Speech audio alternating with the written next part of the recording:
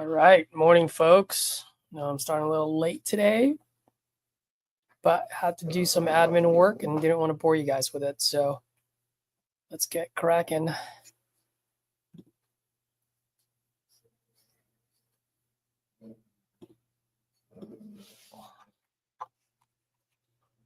Let's make some calls.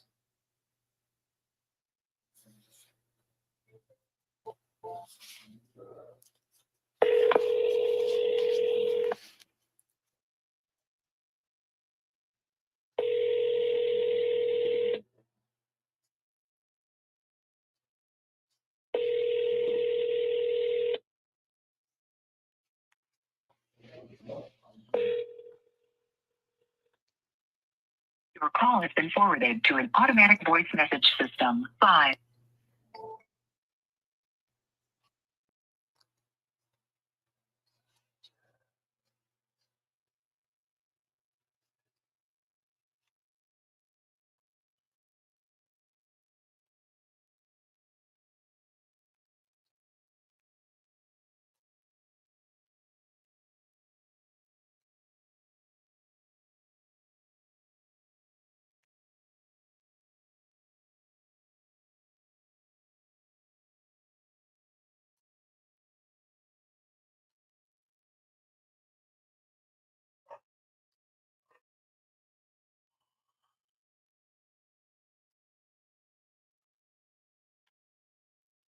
Yo, Jermaine, what's up, buddy? How you doing?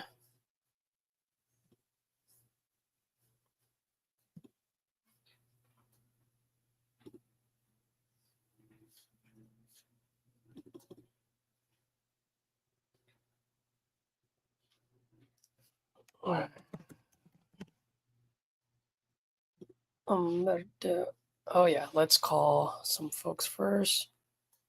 Let's call Carlos.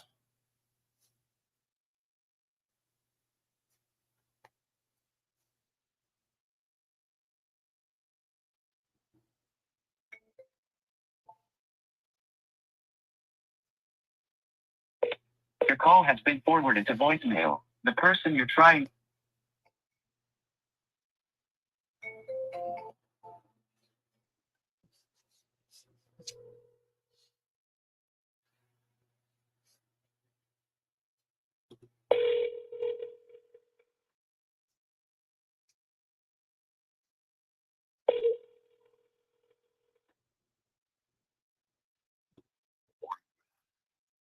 Carlos, good morning, buddy. How are you, man? Still driving? Still driving, buddy. You've been driving all night. Oh man, 45 minutes or so. Oh, you're 45 minutes away from home? Yes, sir. Oh my gosh, good. Thank God, man. Thank goodness. So, well, hey, man, get home safely. Just wanted to follow up with you because I noticed uh, your wife hasn't signed yet or sent me any pictures. So I just wanted to see. No. Talk to her. She's an administrator for the school. She hasn't been there yesterday. They're in Georgia West today. Okay, no worries, man. Yeah. She'll be home around 2 o'clock. She's home at 1. So. All right, dude. Well, hey, man. I know you haven't seen your wife in a while, so I'll leave you guys alone. Maybe if you don't mind, maybe I'll give you guys a call. I'll give you guys a call maybe late afternoon, early evening, just as a reminder if I haven't seen it yet. Is that cool? Yeah, I appreciate it, buddy. Absolutely, man. You be good. All right, man. Get home safe. All right, brother. Bye.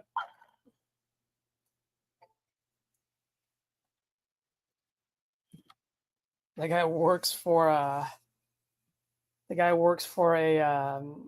oil rig, and he's been gone. He's been away from home since August. So, and he drove for like 30 hours.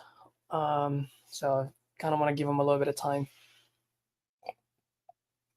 Sent the contract to him yesterday. He was actually one of my calls in the morning. I had to give him a call back. I wish I had recorded it, but it was one of those impromptu. Just had to give him a call. He started at 85, really good at 85, stuck at 85, gave him a price point at 30. He kept coming down. Finally, it's like 55 because he owes $15,000 in taxes. So 40 to him and his wife, and then 15 to the taxes. And so I told him, hey, man, in order for that 55 to work, I'm going to need a few things. One, I need to get some contractors to get me a low bid to get the rehab costs done.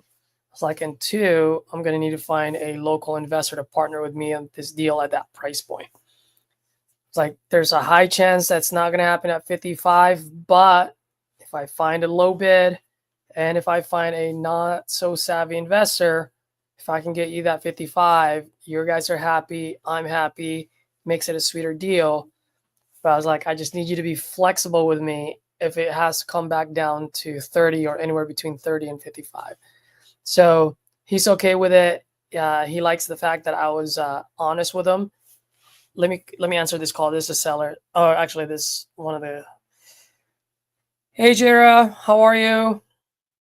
I'm good. How are you? I just missed your call. Yeah, no worries. I just want to give you an update. We're working on getting some walkthroughs done this weekend. It's been a little bit tough of getting people on there. I mean, we had one offer, but they came in really low, and it's like, hey, buddy, there's mortgage in here. That's not going to happen. So I know we've got a few people cooking right now. Well, that didn't sound right, but we have a few people looking into it, and we're trying to get them into to do a quick walkthrough this weekend. Okay. Okay. Thank you so much. Absolutely. We'll keep you posted. Okay. Thanks, Jared. Bye. That's one of the deals that we have in the pipeline right now. But going back to that conversation, he pretty much told me to kick rocks without saying kick rocks at 30. And here's the deal. He's been through 2 wholesalers so far, locked him up at 85, which is what he wanted. In his own words, like, hey man, I didn't hear anything from these guys, no update. And then on the last week, they want me to come down to like 30, 35. And so I'm just sick and tired of that, blah, blah, blah. So I use that to my advantage. I'm like, hey, look, I don't need 30 days. I just need 14 days. And I need it at this number. So he's like, man, I might as well just burn it down than sell it to you at 30. And I said, hey, that's totally fine. Your house, you can burn it down if you want to. But a couple of things. One, don't burn it down because it costs more money to build a house than to fix it. So then all of a sudden your 30,000 that I'm saying, if it's just a land deal, it's going to be 5,000. I was like, well, I'm actually not going to burn. I'm like, I know, I get it. I understand. And then I told him the second thing is I said, hey, look, Carlos, I'd rather have you tell me to kick rocks now than give you false hope like the other guys, lock you up at 85, promise you the moon, but all I can give you is dirt. And so he really appreciated that. I was like, hey, man, I really appreciate you being transparent with me. And so I told him, hey, look, if we go through this and there's a chance, if you decide that you don't want it lower than 55, we're simply going to go ahead and rip the contract. The good news is I'll give you feedback on why, what I'm hearing from the contractors, the local investors on why we need to be where we need to be. In that way, in the future, if you decide to sell it, at least you know how to talk to an investor. In his own words, is like, hey, man, if I decide to sell it lower than what you're saying, it's going to go to you because at least you took the time to explain it to me and you're being honest with me up front instead of tying me up at a high amount when you can't move it at that amount. So it was just a good feeling. I love those kind of conversations because even if it doesn't work out this time, I know I have in my back pocket, and at some point he's gonna come around and get into that right price, right motivation bucket. Cool. Let's go.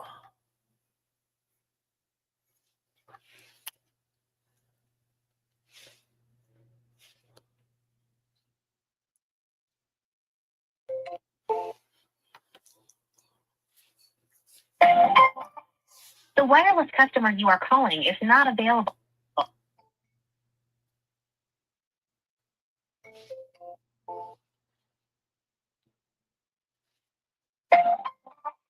The wireless customer you are calling is not available.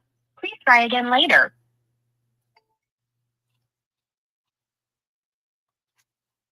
Mm.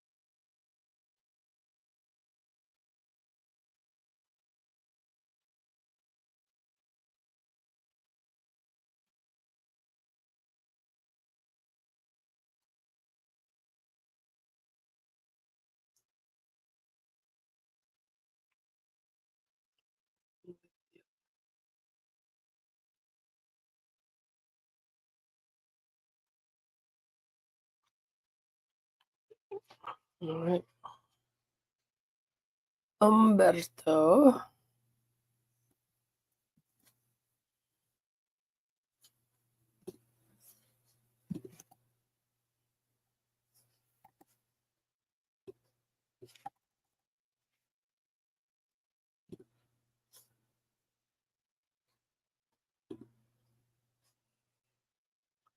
Carlos was a coupon club. Yes, he was.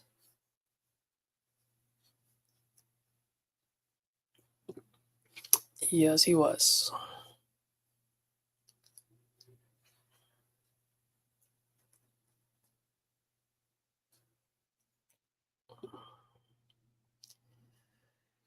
All right.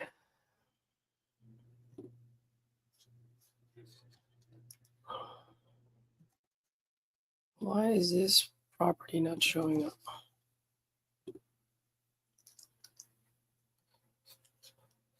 Oh, Miami. Miami.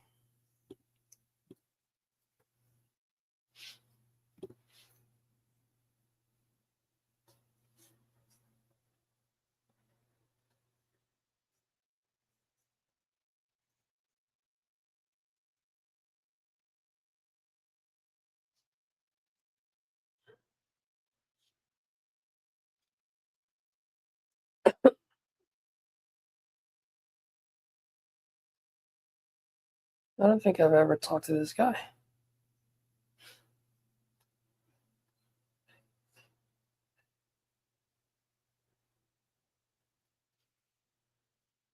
$60 days rent free to move out.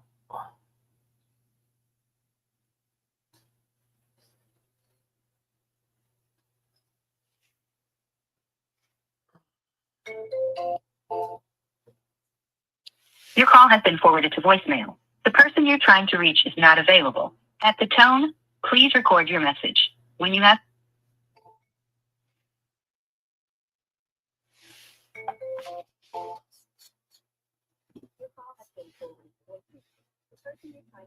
is not available. At the tone, please record your message. When you have finished recording, you may hang up. Hey, Umberto, Caesar here. You and I were texting back and forth about your property on 33rd Avenue out in Miami. When you get a chance, give me a call back. I'd love to chat with you. Price point doesn't bother me. I just bought a couple of properties out in Palm Coast for over $1 million. And yeah, so I'm willing to talk. Love to just hear about your property, see if it makes sense. If it makes sense, we'll make a deal. If not, no harm, no foul, man. Give me a call on this number. Thanks.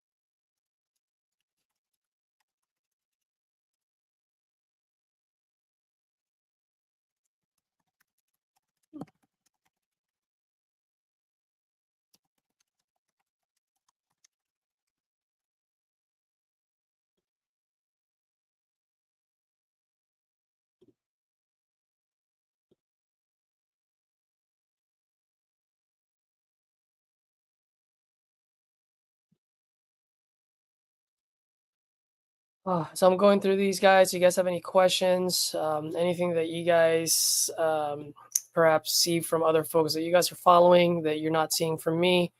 Anything that you guys, anything you want to see or feel like that would add value to your guys' business? Let me know. Drop it in the comment. Be more than happy to put something together for you guys.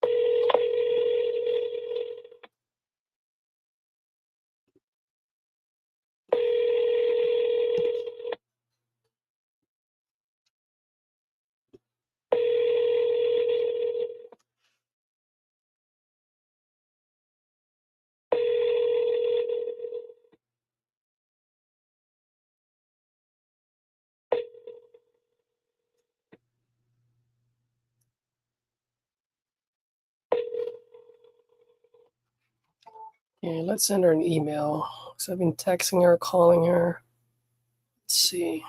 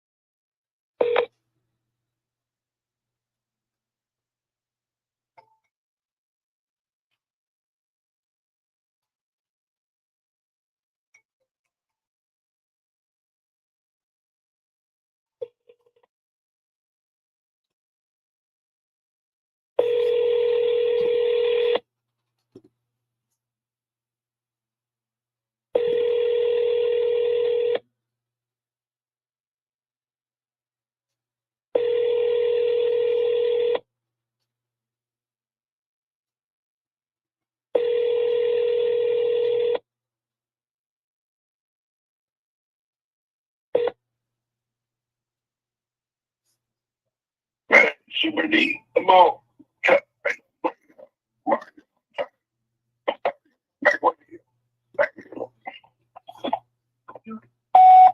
Daryl, good afternoon. Caesar here. Hey, man, I'm just responding to your online inquiry. Looks like you're looking to sell your property out in Canton. When you get a chance, give me a call back. Oh, that's you. All right. Hello, Daryl. Hey, Daryl, good afternoon, man. My name is Caesar, and you had filled out information on my site. Looks like you're looking to sell your property on Willow Road. Is that correct? I guess not.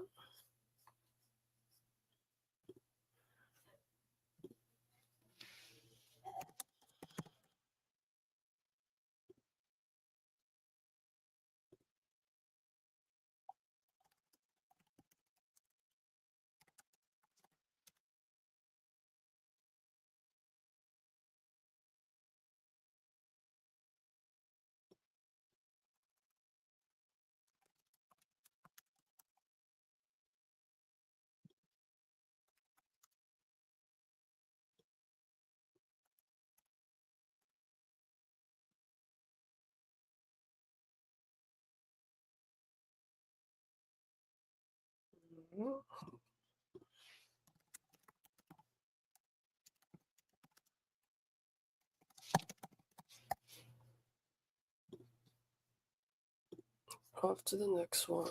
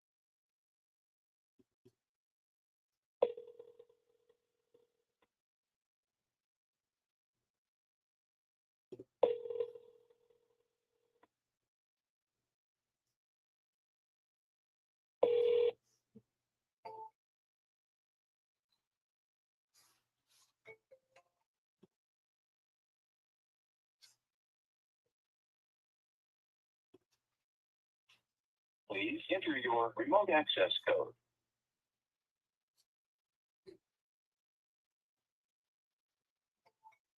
That's weird.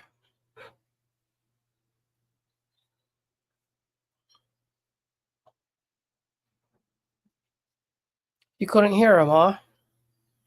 Okay. Maybe I didn't have it on speakerphone. My bad, Jermaine.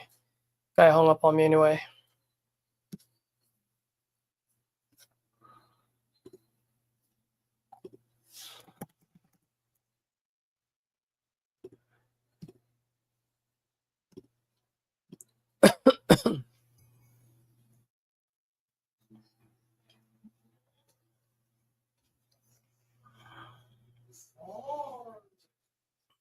This one's do not disturb. Does he have an email? Nope.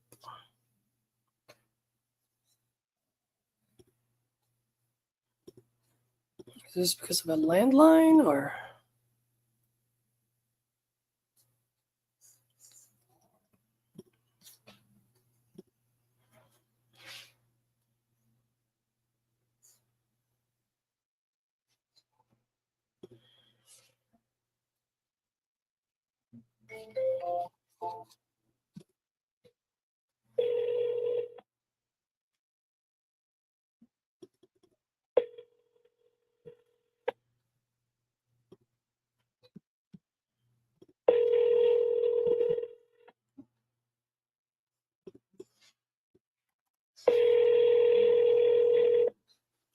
Hello. Yes, hello. May I speak with Betty? She's not. She's deceased. Oh, I'm so Sorry. sorry. Maybe I can ask you a quick question because somehow I got this across my desk. But I'm looking for the owner of 802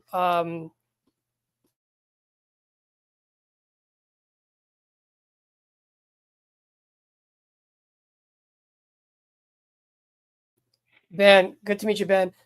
Yeah, somehow this went across, like I said, got across my desk. Are you by any chance looking to sell that property? Yeah, Oh, I am. wonderful. Okay. Well, that's good to know. How much are you looking to get for it? Oh, about 20. 20,000? Mm-hmm. Okay, great. Can you tell me a little bit about what you got going on over there? Well, not much. I can tell you that right now. Not a whole lot going on over there. It belonged to my wife. She bought it from her mother and father, and she's deceased, so it passed on to me. Got it. Got it. Okay. If you don't mind me asking, how long ago was that? And are you like the only heir for the property, or was it probated? No, I didn't probate it. So I'm an attorney, and I just didn't probate it because in her will she left everything to me anyway. So Got it. Got it. just like I left everything to her, and I just didn't see the necessity to probate the will. So Yeah. Yeah. I didn't do Absolutely. it, and probably if you bought it, you're going to have to spend some money to fix it up. If the purpose of you buying it is to, turn it into a rent house or something like that, it's not in a real great neighborhood. And this is all against my interest, but you need to know about this house. It's less than 1,000 square feet. Got it. It's been vacant for, I guess probably 10 years. Oh. Well, it's been vacant a long time. My wife just kept it, and so nobody wanted to buy it. She didn't fix it up too much, didn't put any money into it. Got it. So probably you'd have to spend some money to bring it up to code. And the taxes on it yearly are about $200-300, something like Yeah. Okay. So it's not much. that. That'll give you an idea of where the property is. And it's right around the corner from a shopping mall. Mm-hmm.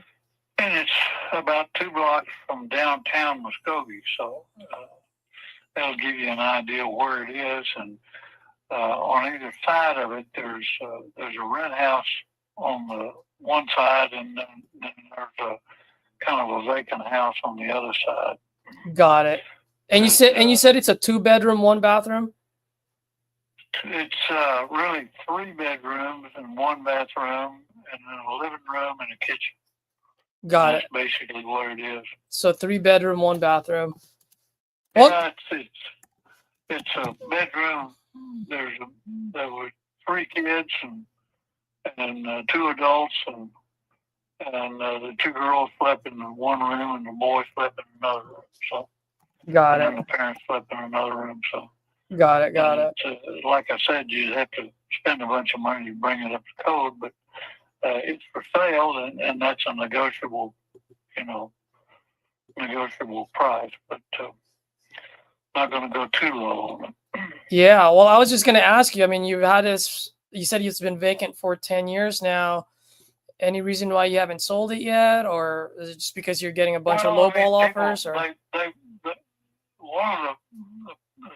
One I had it sold, I did a contract on it, and they let it fall through because I didn't probate the will, and the title company was that they were using was a little bit hinky, and I've done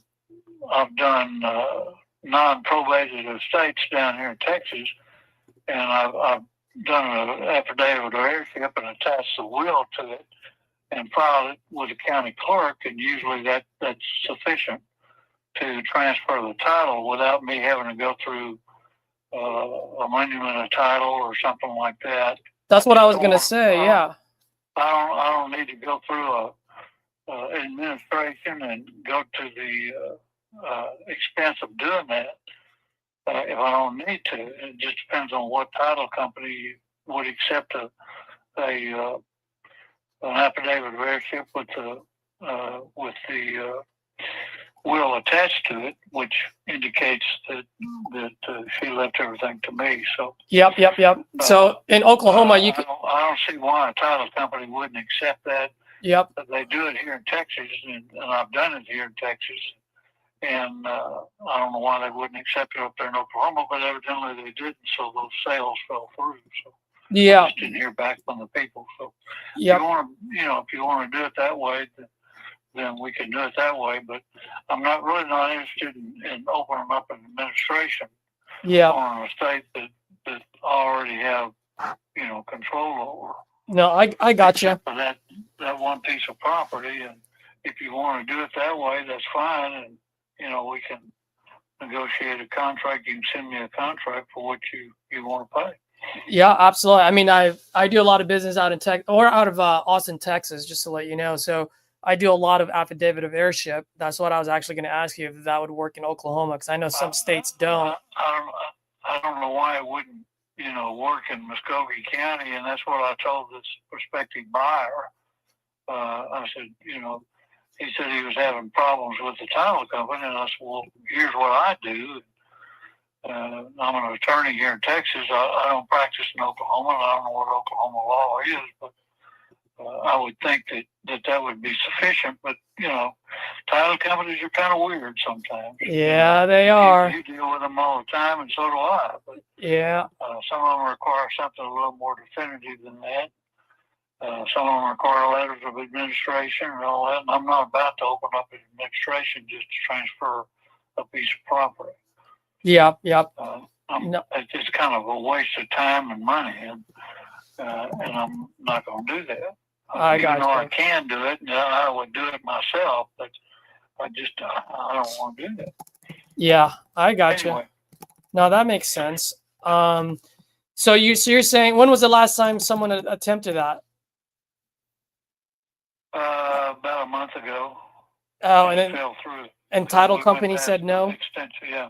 I don't know. I didn't hear back from them, so I don't know. You didn't hear back from them. I told them what I do, and I didn't hear back from them, and the extension time fell through. So I'm assuming that the sale fell through. Got it. So quick question. Done. Quick question for you, Ben, if you don't mind me asking. In that area, how much do you think we can rent that place out for after we fix it? Do you have any idea by any chance? Probably, yeah, maybe $500. 500? Yeah, maybe Maybe, huh? 500. I'm thinking that I just don't know. I don't know what the going rate is up there. The house next door to one side has been rented, but I don't know what the rent on it is. I have no idea. Got it. Well, Ben, let me ask you. I mean, this sounds like. I'm sorry, go ahead. It's not habitable, so I don't know. Yeah. I mean, this sounds like a type of properties that we like to buy because we want to be able to go in there and add a lot of value. So in that way, we can either sell it for maximum profit or rent it out, like you said, right? I mean, I love buying and holding and just wait till it gets fat and juicy. So question for you. I mean, if we can, which we can, pay cash on this, we close as soon as title clears. We pay all the closing costs, no realtor fees. We buy it as is, so you don't have to worry about fixing anything. I mean, what's the best price that you can do? Well, I quoted you one, and you make me a counter. Yeah, no, I understand. Because I'm just looking at the properties. No, I got you. It's just I'm looking at some of the properties that were sold, and that are going for sale right now that are as is properties, right? So not fixed up. Yeah. And I'm seeing a couple of as is properties that's like a 4-bedroom, 2-bathroom, 1,100 square feet for $29,000. I see another one for 25.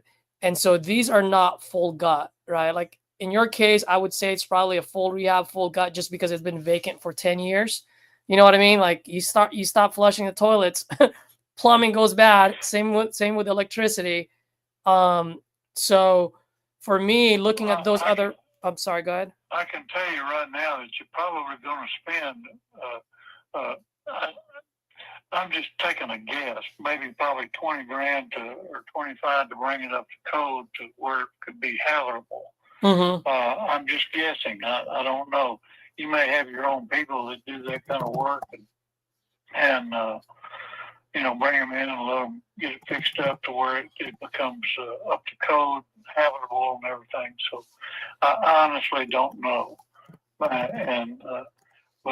I don't need to sell the house, and I don't need the money.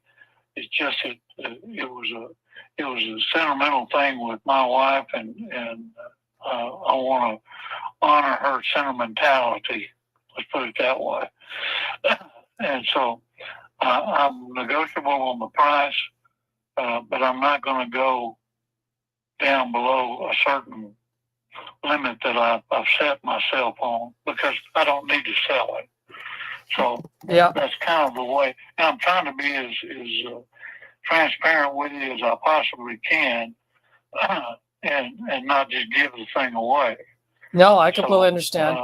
Well, here's where I'm landing at, and then let me know. Hopefully, we can come into an agreement here. Because when we fix homes, I want to be able to fix it not only to get it rent ready, but to give me the option to sell it, right? So I want to, like the 25,000 that you're talking about, you're not far off with that number, but that's to get it rent ready, just like you said, right? Get it code ready, get someone in that. Absolutely. Now, if I were to fix it so I can sell it, now we're probably looking at double that amount. So we're probably looking at $50,000. Now looking at the properties in that neighborhood, I mean, the top dollar is like $100,000, maybe $120,000 if I'm lucky. So just to let you know what I'm seeing on my calculator here, after looking at the rehab, my closing costs, and any carrying costs that I have to carry between now and when I sell it, in my business, Ben, I'm not trying to get rich off of any deals, but I just need dollar in, dollar out. You know what I mean? Just to keep the lights on. Sure. So if I put in $50,000 of rehab, in order for me to get just 40,000, which is $10,000 less than what I'm putting in, I would make an offer of $5,000, and I'm still below $10,000. You know what I mean? Sure. Yeah, I know what you mean. But then I don't need to sell it. I don't need to. I don't need the money, but I would like to get rid of it because it's something that I just don't need. I don't need to, be hassling with it. And the nature of the house is not something that I particularly want to, continue to possess or own. But I haven't changed anything up there. I haven't done anything to the house, and didn't really intend to do anything to it. Yep. Simply, and she didn't. But then my wife got sick and then passed away last year. So. Oh man, sorry to hear that. Well, me too. But we just didn't think about it at that time. Yeah. But I can go a little lower, but not $5,000. I don't need to. Well, what's your magic number? Well, you got me bidding against myself, so I don't want to do that. Well, I mean, I mentioned my name. Between 5 and 20, and I could probably go down to maybe 16,000, something like that. 16,000. Okay. All right. Let me just run some numbers real fast. And by the way, if you don't mind, Ben, I'd like to tell you a quick story because earlier this year, very similar to a lady I was talking to. She's 83 years old, out of Ozona. I don't know if you know where Ozona is. Ozona, Texas. No. And so her house had actually been vacant for 20 years, and her husband had passed 3 years ago. So she moved back with one of her daughters. And so everyone in the county wanted her to tear down that house. And she was like, man, like, just like what you said, there's sentimental values because not only for her husband, but they raised their children and grandchildren in that house, And so, and she was stuck on, like, I believe her price point was 27, but there was like a roof, there was a hole in the roof, there was mold, everything, right? And so I just told her straight up, I said, hey, look, I've talked to all of my partners out there, and the only way this thing moves is that it has to be at 9,000. It's the maximum that anyone would pay for this because there's so much work that needs to be done. And I go, I mean, at the end of the day, I understand you don't want to give it away for free, but 9K is better than no K. And we can fix the house so that we can actually get a family in there. So in that way, in some sense, your sentimentality can live on through another family that can actually raise their kids in there. And so even though she didn't want that 9,000 at the end, like, 3 days later, her and her daughter called me. She's like, you know what, it's been vacant for 20 years. It's time. And what's great about it is that my partner out there, he's really good. I told him the story. So I was like, hey man, like, I'm going to save something in this house. I'm going to frame it. And when that's done, we'll send it to her. And so that was actually a really cool finishing touch that we did for Joyce out in Ozona. So, I mean, I know you don't need to sell it. You don't need to give it away for free. Again, I'm trying to be as honest with you as I can. I don't need the money, and I don't need to sell it, and it just sit there. And it may last 20 years. It may last longer than I do. I don't know. Yeah. But I'll pass it on to my youngest son. Yeah. And he it's belonged to his grandparents, and I don't know. Maybe something I can live with. Absolutely. No, I understand. Well, let me ask you this, man. I mean, I understand 5 is just, way too low. No, it's way too low for you. I get it. I'm not trying to push you for the 5. I get it's too low for you. You've got a lot of sentimental values in there. The 16 is just smidge too high for me. Can you meet me somewhere in the middle and we can make this happen?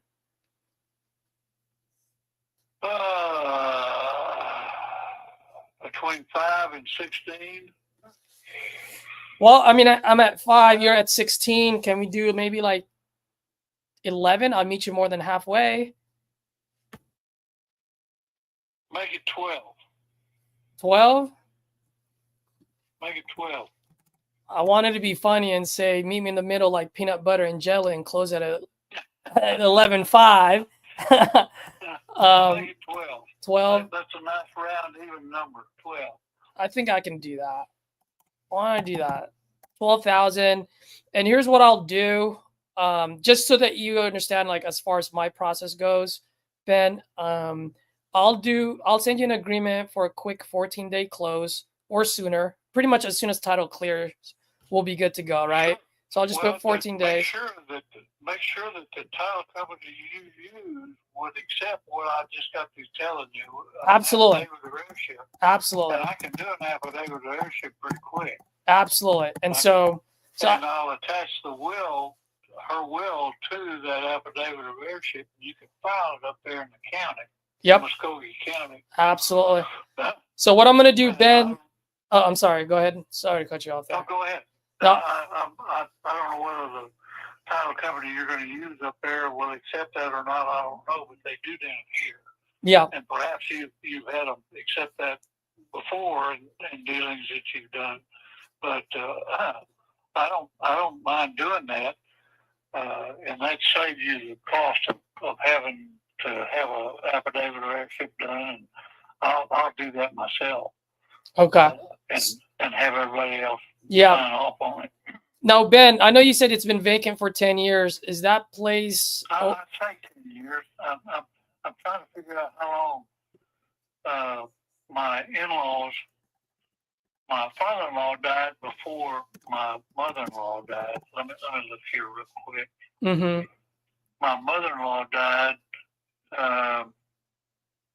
in 2017, so it had been 10 years, probably 7 years. Got it. Okay. How's the access? Less than 10. less than 10 years. How's the access, by the way? Is it open? Is it locked? No, and that's another kind of a semi-problem. I don't know where the keys are. My wife took care of that, and I tried to find the keys to the house, and I can't find them. So the only way that you could do it would be just to, I'm sure that some hobos or transients have knocked some of the windows out and gone in there and looked at it and camped out in there for a while. But the only other access that I know of would be just to try to gain entrance either through a window or some other way that you could possibly go in there. But there's not much to see. You can probably pretty much see it from just the windows. Yeah, I got you. To tell you the truth, honestly, it's about 900 square feet, so there's not going to be a whole lot that you can. No, there isn't. But I still need to get my contractors and my partners in there. You know what I mean? No question about it. Well, You need to get them in there, but the only other way I know that the entrance, and I just can't find the keys. And again, I'm trying to be as transparent as I can. I just can't find them. I don't know where she put them or where they are or have any idea. She succumbed to Alzheimer's pretty quickly, so I just don't know where they were. yeah. Well, question for you. I mean, if I get my guys in there and they can't get in, I mean, I don't want to damage your place, but is there any way we can either go through a window or maybe push the door open? Yeah. All right. I mean, you're a lawyer, man, so I don't want to damage your property and you come back to me going, hey, you screwed this up, you know? It's probably already been damaged by people getting in there. Yeah, Sure. yeah, absolutely. I don't know. I haven't been up there in a long time. Yeah. Since my mother-in-law passed away, I haven't been up there, so I don't know.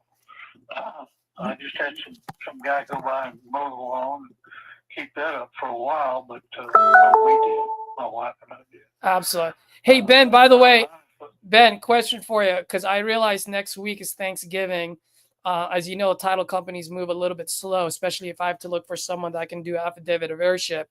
So instead of the 4th closing date, can I do the following week, the 11th, December 11th, as a closing date? You can do it, toward the end of December. I don't care.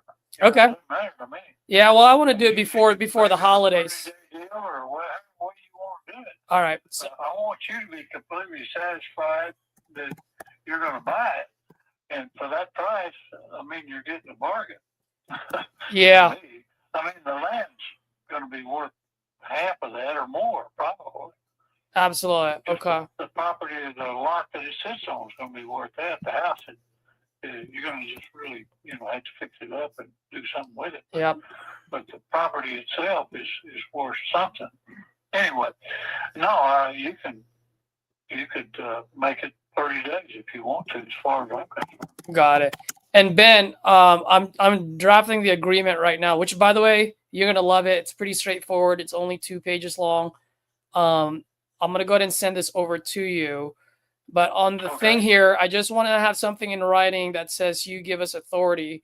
So I'm just gonna put seller gives authority to buyers of ingress and egress, yeah, coming and going. Yeah, to well, what's the right word to say, to break down the door window? Access to the property. Authority to gain access. Access to the property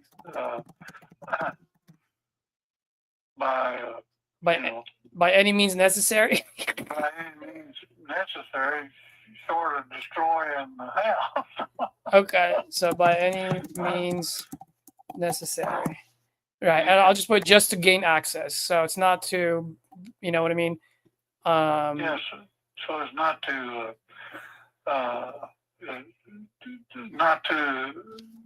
encompasses the least amount of wear and tear you can. Okay, with the minimum wear and tear on the property itself. Let's say minimum damage. Yeah, minimum damage. Yeah. Okay. damage, wear and tear, however you want to work. All right. With me. Okay, cool. So I'll just put that on the agreement. So in that way, you know, if something happens, we can say, hey, here's what we have. He's an attorney. He's good to go. We need to gain access. I don't want people thinking we're breaking in. You know what I mean? Sure. No, I don't want you to either.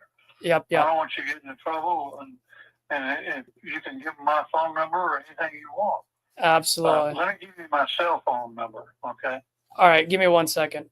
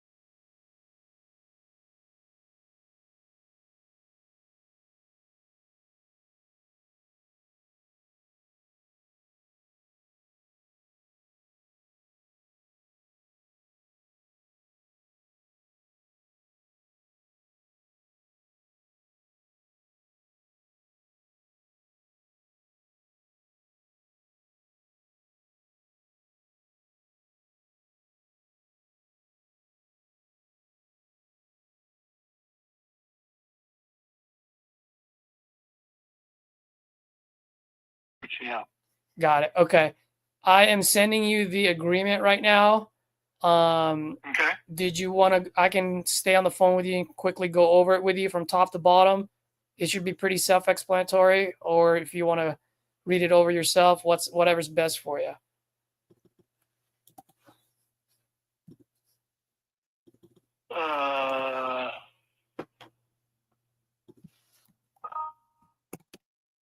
I don't have it yet. Oh no, I'm about to send it right now. So here we go. Oh, okay. I just added your phone number on there. It just got sent. It's what? It's sent now, so you can take a look at it.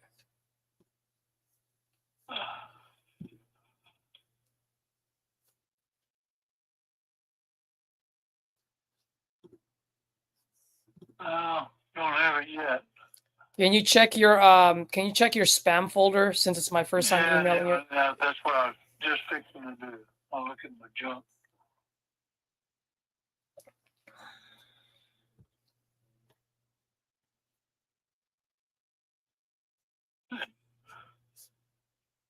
Tell me who you are.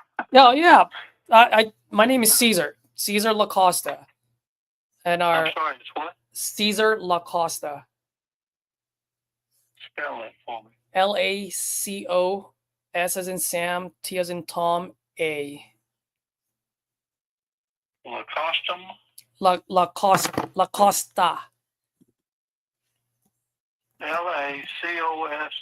what? A. T what? A? You got it. Okay, Lacosta. What's the last? That's my last name.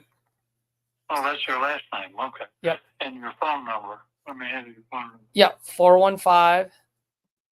I'm sorry.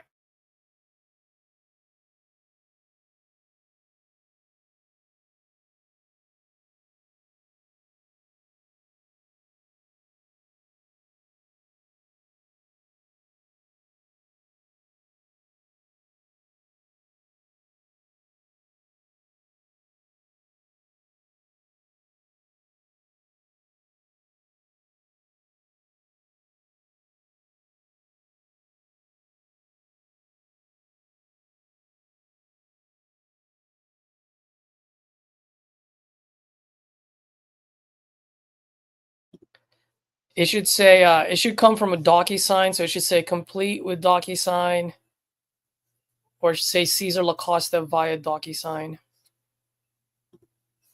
I still don't see it. Not yet. All right, let me see. Let me resend it.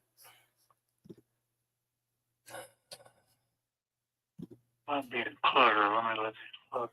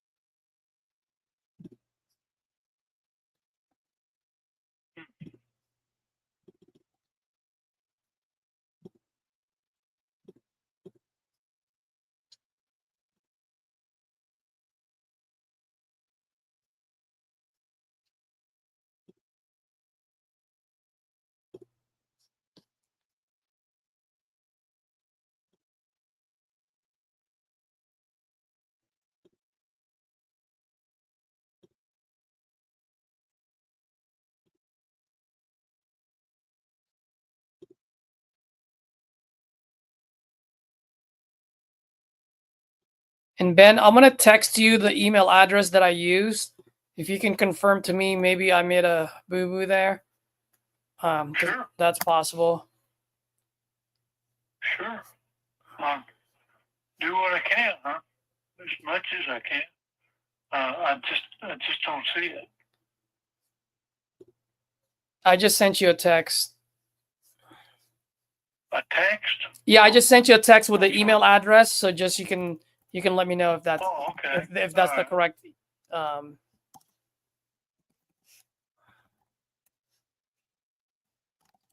see this messed by mistake. Please run stop and just five. Yep, Advantage property. Is that it? Okay. that's it. Yep. Okay. Is that the email address? I put it. You should see on the top of the. B. Wharton at Mark Richmond. That's it. Yes, that's it. All right, so let me resend it. Allied Advantage Property Group. Okay. I just resent it. Okay. No, that's it. That's mine. That's it. For now to 52 years. Long time, huh? That's right. Funny you said that because I still remember back in 2012, I was at Verizon and about to change my phone number. And right before the guy hits enter, I stopped him and I said, wait, I've had this phone number for 10 years. I don't want to text everyone to let them know that I changed my phone number. So I was like, screw this. I was like, keep it the same, you know? So I've had my number for probably 20, 30 years now. Well, my partner and I've been practicing law together, but now pretty close to 50 years. Mm-hmm. Long time. I've been licensed 52 years, I think, something like that. Since the early 70s, early 70 to 71 or 2, something like that. I still don't have it. I don't know why, though. And it's not in your spam folder? That's what I'm looking at. No. I don't see it. Really? We're looking clutter.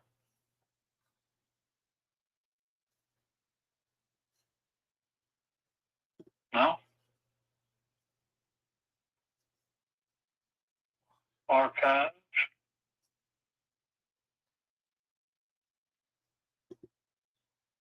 No. Still nothing, huh? I'm sorry. Still nothing, you said? I don't have it in my inbox at all.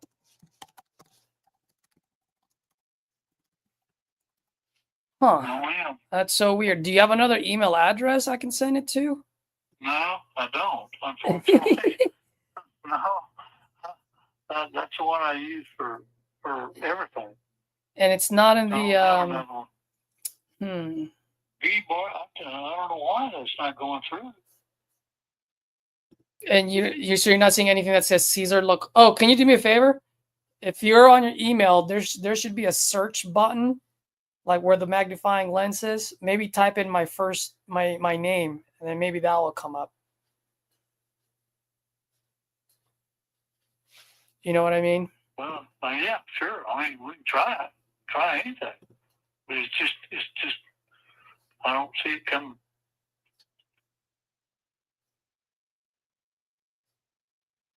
I don't see anything in there really.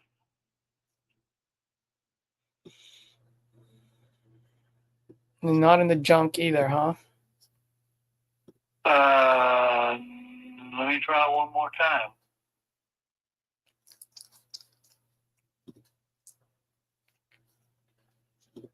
Rosedale. No, that's CLE.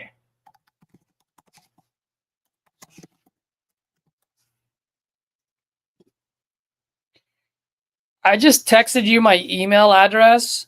Do you mind just sending me a quick email? Just say, hey, you don't have to put anything. Send that way I can just copy and paste the email address. Cesar Acosta. Yeah.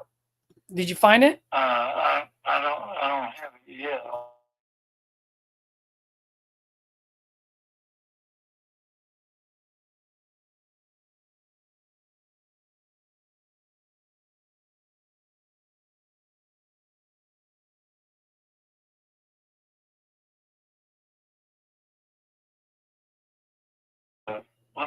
Let me text you. I mean, email you. Yeah, yep.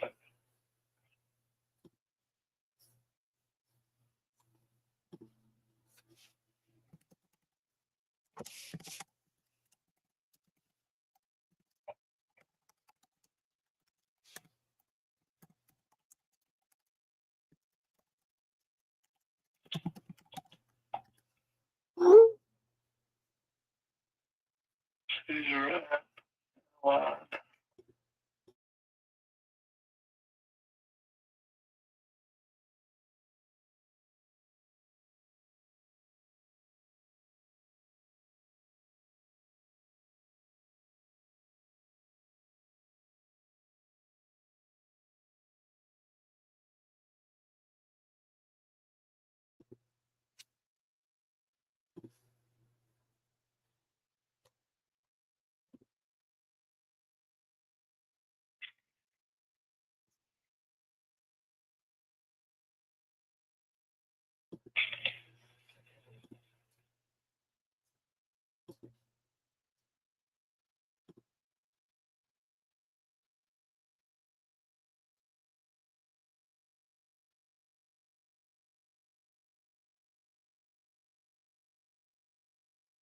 Bear with me just a minute.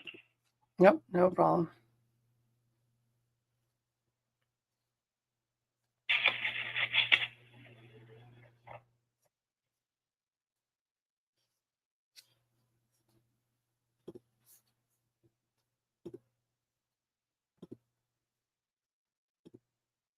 I just sent it.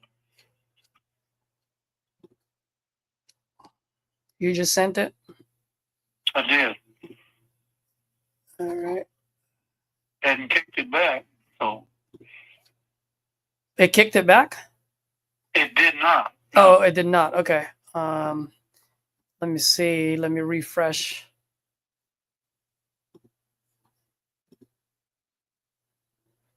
Oh, maybe your email went to my junk. Give me 1 second. Yep, it did. Yeah. That's funny. All right. Look safe. You're not a dangerous guy. I'm sorry? No, on here, like on Gmail, it would just say, this looks fishy. And then I just clicked on saying it's safe. You're not a dangerous guy. That's what I said. Yeah, that is the email address that I used. Cesar at alliedhealthbuyers.com. That's what I sent. Here I got it. Oh, you got it? Yep, Okay. I did. I'm just looking at. Yep, the email address that I use is the exact email. I don't know why it's not going through. And you're sure you've checked the spam folder, right? I've checked the archives. I've checked clutter. It's just not there. And the junk as well? I checked junk. Yeah. All right, let me do this. Let me correct. I'm going to copy and paste the email address just in case sometimes my...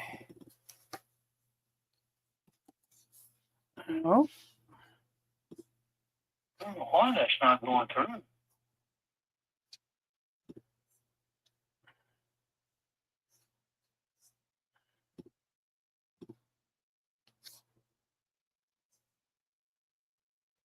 All right, can you check again?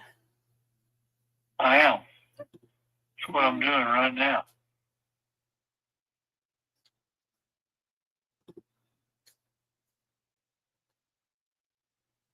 Yeah.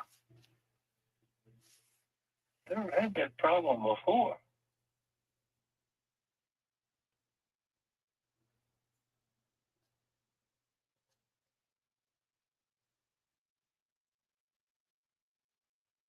Huh.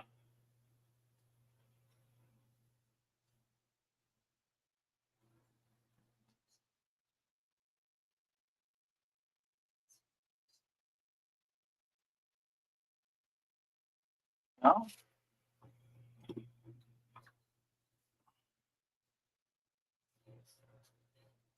Still nothing, huh? What? Well, let me ask you, would you happen to have, you wouldn't happen to have a scanner at your home? Because what I can do is I can send this to you and then you can print it out, sign it, and then scan it. Oh, actually, you don't even have to scan it. You can just... Yeah, Yeah. I have a scanner. Okay. Yeah, I do. All right. Why don't I do I that? sure do. I've got, you could just... I'm gonna reply to your email right now with it. Okay. Just give me 1 second. Okay. I'm not sure why the hell it's not coming through. Today's the 20th, right? Yes. Yes. All right. Perfect. So I'm gonna reply to your email. And then what I'm going to do is I'm going to include that. Where did that go? Okay, I just don't understand why that didn't come through. Why yours doesn't come through to me. Yep. I didn't even send the subject or anything. I just sent it. Yeah, I just replied to your email with the with an attachment to it. It's a PDF. So you should be able to just go ahead and open it. At least I can go over the agreement with you.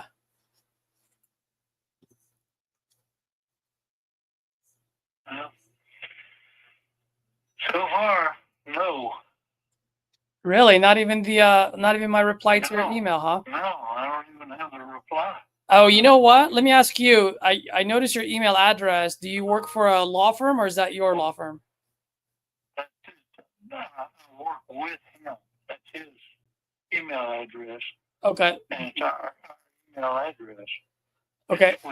That's my email address with that firm. Yeah. Yeah. I got it here. Hold on a minute. Oh, you got it? Okay. I got it. Yeah. I got it. All right. Let me know. Let me know once it's open. These are the cost of creative real estate consult.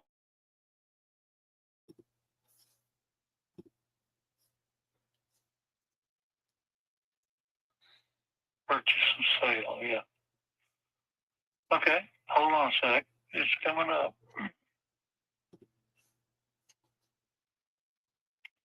Okay, contract purchase sale of real estate, 1120. Okay. That's Allied Advantage Property, witness the sellers of AO2 Court. Let's go here.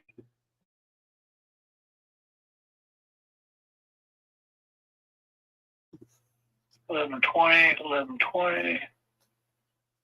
Hey, please owner before 12:20. Yeah, that's fine. Yep. And then for the title company, I just put to be determined because, like you said, I do need to look for a title company that would allow that. That's fine. Yeah. Okay. Pictures and access. I usually have one of those checked, but in this case I don't. When at the bottom of the page I'll have other agreements, and that's where I put the what we talked about earlier. Expressing this contract extended upon the buyer and buyer's partner instruction of approval of property or renegotiated based on condition. In the event the buyer, I'm not going to renegotiate it. That's the lowest price I'm going to sell it at. Yeah, absolutely. I mean, if we go in there and let's say foundation, there's other things where it just skyrockets, then we'll just rip the contract in half and no problem at all. You know what I mean? Okay, sure. Yeah, yep. Comments in property encumbered in such a manner as to let it closing. I don't think it'll be encumbered. Earns money of $10. Yeah, I don't think so either. Lost.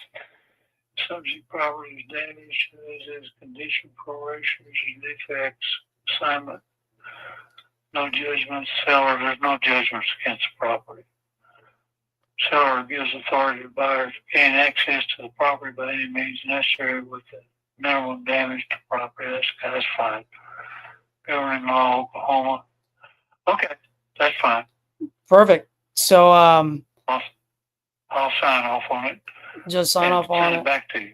Yep, just send it back over to me, and then I can go ahead and sign that. And then yeah, if you can scan it, send it back to me. That should be good. I can do that. I'll do that. All right. I'm just not sure I understand why it didn't come through to begin with. Actually, you know what? If you don't mind, let me do this before you print that out. What I'm gonna do is I'm gonna go ahead and sign it right now. I'm gonna download another one with my signature on it, and I'm gonna send you another email with the attached document with my signature. So that way, when you sign, it already has my signature. You can just scan it back to me, and we're good to go. Okay. Okay, sure. All right. Wonderful. I'll go ahead and get that thing over to you, and then just shoot me a text once you have it, and then we should be good to go.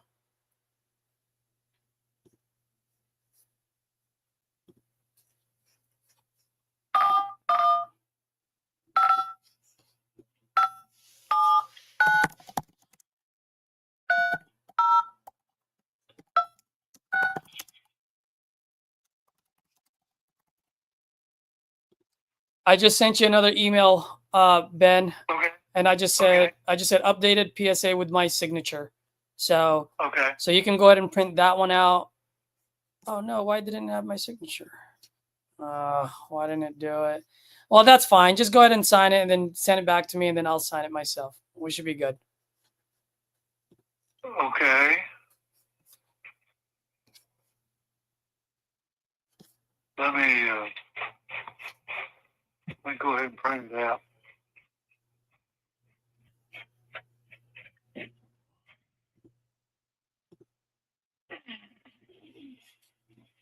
A little more comprehensive than the ones I've gotten in the past. Tell you the truth. Okay. Sorry, Ben. I realized what I did wrong. What'd you do? No, because when I downloaded the wrong one. Do you mind if I send you the one with my signature on it? No, go ahead. All right, let me Go do right ahead. let me do that. Go right ahead. Yeah, because it'll just make it a lot easier. You know what I mean? Sure. Perfect. I just sent it to you. So the last email that I sent you, that's the one with the correct. Okay. That's the one with the correct attachment, with my signature on it. Okay. Okay. All right. Wonderful. All right, Ben. Let me. Oh, sorry. Go Let me, ahead. hold on just a second. Let me. Sure.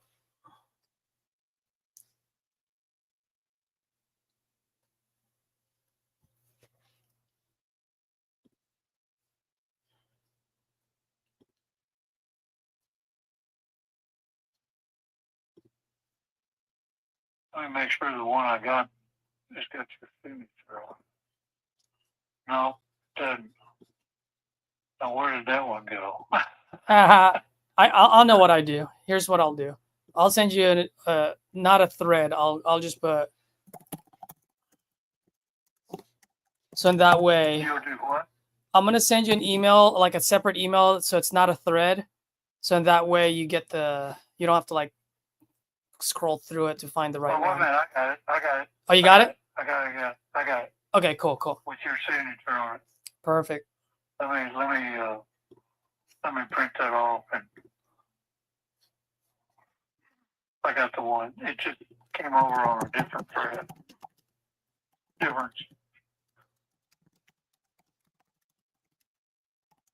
What kind of computer do you have?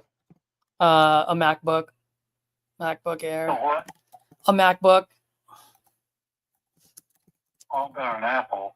Sometimes they're finicky.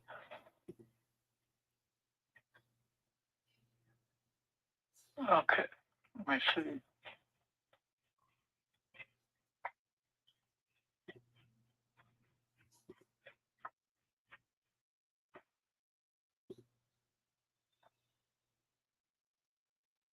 Got it.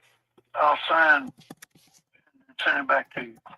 All right. Thank you, Ben. Appreciate it. And then what I'll do is I'll touch base with you next week, since pretty much, this week is done. So I'll touch base with you next week. And if not, have a happy Thanksgiving. And then I'll touch base with you the following week. Doing business with you. Absolutely. Absolutely. It's a pleasure, man. But yeah, I'll definitely keep you posted whenever I send someone out there. Oh, by the way, probably in the next. Sorry, go ahead. Go ahead. I was just gonna say, in the next day or two of my my staff is gonna give you a call just to introduce themselves. One is Cassidy. She's the transaction coordinator, so she'll be the liaison between title and you. So I'll give her all the notes, let her know which title company we need. And then the other guy is Tom. Tom is actually my business partner. He's the one that's in charge of scheduling the walkthroughs with contractors and our local partners. So I know it's already open. So, he'll introduce himself to you. And then after that, he'll probably just shoot you a text to let you know whenever we have someone going over there, just out of respect. So at least you know what I mean? Sure.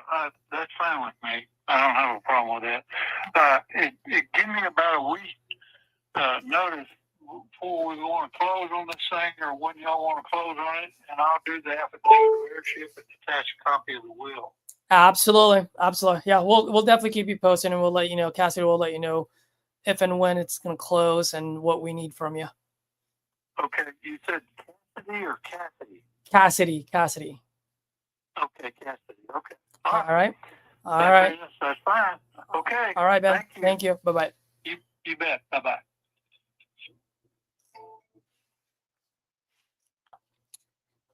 Boy, that took a while, guys. But gotta get her done.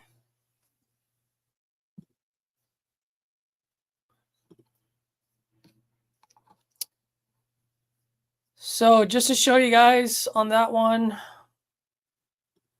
sure this would be good. Let's see. Just to share with you profit calculator. I'm looking at the ARV to be 120 with 904 square feet for a full gut job. As you can see, it's 54,000. So I put 50,000 in there. I got it at 12,000. With 9,000, it's 34. So I understand this is less than 50. But take a look at this, guys. If your all-in number is 85 and you can earn $34,000 out of it, this is where, even though this number is not dollar per dollar with the rehab costs, but look, you're putting in 85 to win 34. That's a pretty good return. You know what I mean? So that's a good flip if you decide to buy and hold it. He said 500, but when I looked at PropStream, it's $800. So what's in the middle? Let's just say 650, right? It still reaches that 1% rule. And what's great about it is if you do the Burr method, your all-in number is 48,000. But you can get it appraised. And let's say instead of appraising for 120, it only gets appraised for 100,000 or even 80,000, right? At the end of the day, you still get your money back and then some. So this is a free house that will give you mailbox money every month. So this is why I love this calculator. It shows you how you can market it, and it also shows you your audience, right? Like who you will market it to. This is what I call a trifecta. You can sell this as a flip, you can sell it as a buy and hold, and you can sell it as a free house, technically with the Burr method. So I just wanted to share with you guys that and why I agreed with the $12,000 as a purchase price.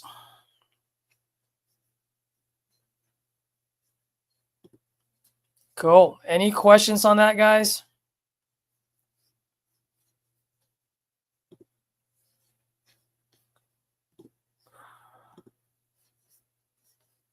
All right, all right, all right. So we got one contract for the day.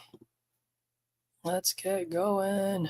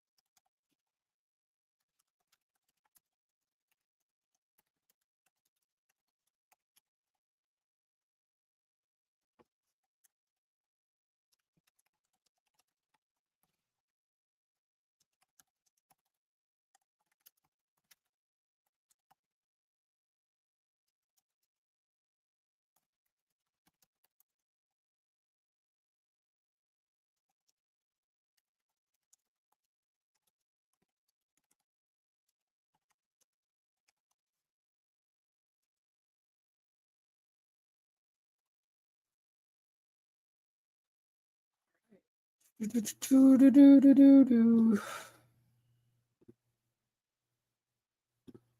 me just leave notes here. Oh, good job.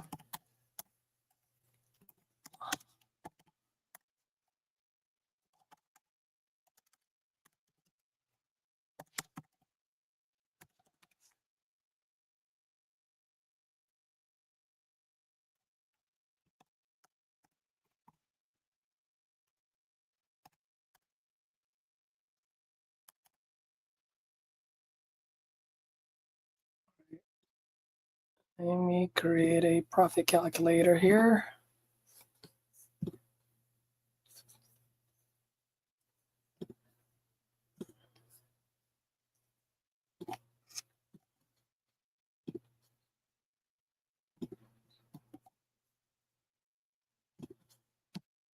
Because I just got to do this so that it's ready for the dispo team.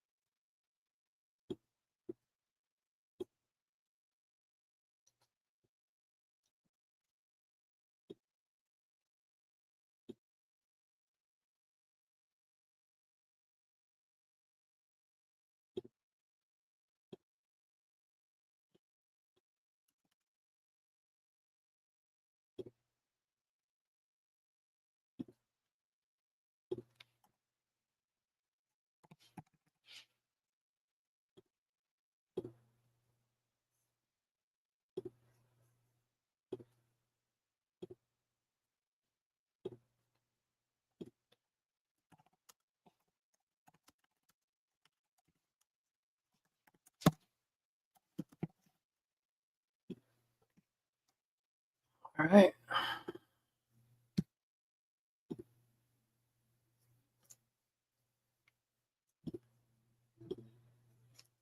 Let's go.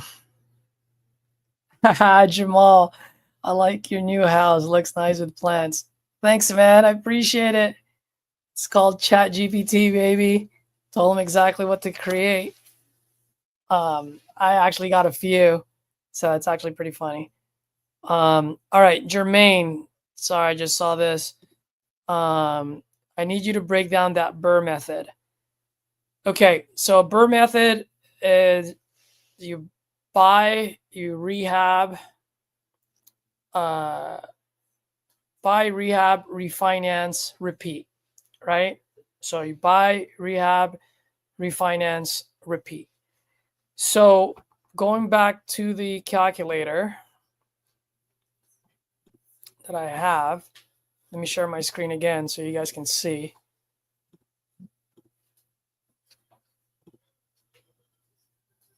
Okay, so if you look at this, let's just go back here. Okay, so you have this calculator. As you can see here, your all-in number is 48,000, right? 48,400 bucks. That's your all-in number after rehab costs and everything. Your ARV is 120. So let's assume for a second your ARV is, I don't know, let's just say your ARV is 80,000. So if your ARV is 80,000, that means you can go, let me do this just so that it's simple. All right. So what this means is that if I get it appraised at $80,000, I can go to the bank and do a refinance, right? Cash out refi. I get it 80,000. Bank will write me a check for $64,000, which is 80% of what it got appraised at, right? So what that means is that I'm walking out of that bank with $64,000 in my pocket. Well, remember, my all-in number is what? 47,000. So then that means I just recouped all 47,600 bucks. Let's just say that's 48. And I'm getting 64. So I recouped the 48 and now I have $16,000 extra tax-free in my bank account. So you might say, well, you have a mortgage now. Yeah, but I have someone paying for my mortgage. Right? So that's the Burr method. So this is what I mean by technically a free house, because your all-in number is 47, but you're walking away from the bank with 64 in your pocket. This is a great trifecta deal here. The only thing that this doesn't move or it ends up being a bad deal is that if this number is incorrect, if my repair cost is more, if my ARV is at 100,000, right? Now it's like, well, this one may still work because your all-in number is 83 and you're getting $17,000 back. So a 20% profit. But at the end of the day, so if the ARV is at $100,000, then it's kind of like a 2.5, not a trifecta, right? You can still do a buy and hold because it gives you 1.37%. Actually, on PropStream, it says 844, but let's just say it's $800. 1.68% on the rental return, free house. And if you're okay with this number, then you're good to go. But if you're not, then obviously it's not a flip, but it's just a buy and hold exit strategy.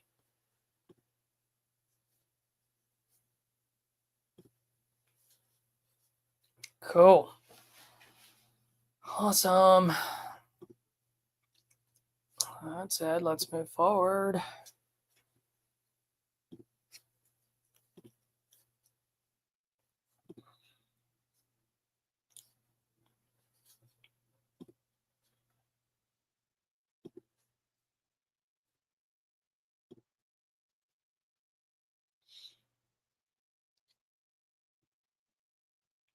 for anyone watching out there, one thing that I do want to point out is that when he answered the phone, I was asking for Betty, which is his wife, apparently his deceased wife. And so most people would have stopped right there. And quite frankly, probably 6 months ago, or if I'm having a bad day, I might have stopped there too. Right. So you just got to keep in the front of your mind that you just got to keep moving forward. So, hey, sorry to hear that. By the way, I'm calling to, for the owner of, and he said, yes, that's me. Then I said, hey, is there any small off chance you're looking to sell that property? And he said, yes. If I didn't ask, then that would have been a lost lead. So just keep asking.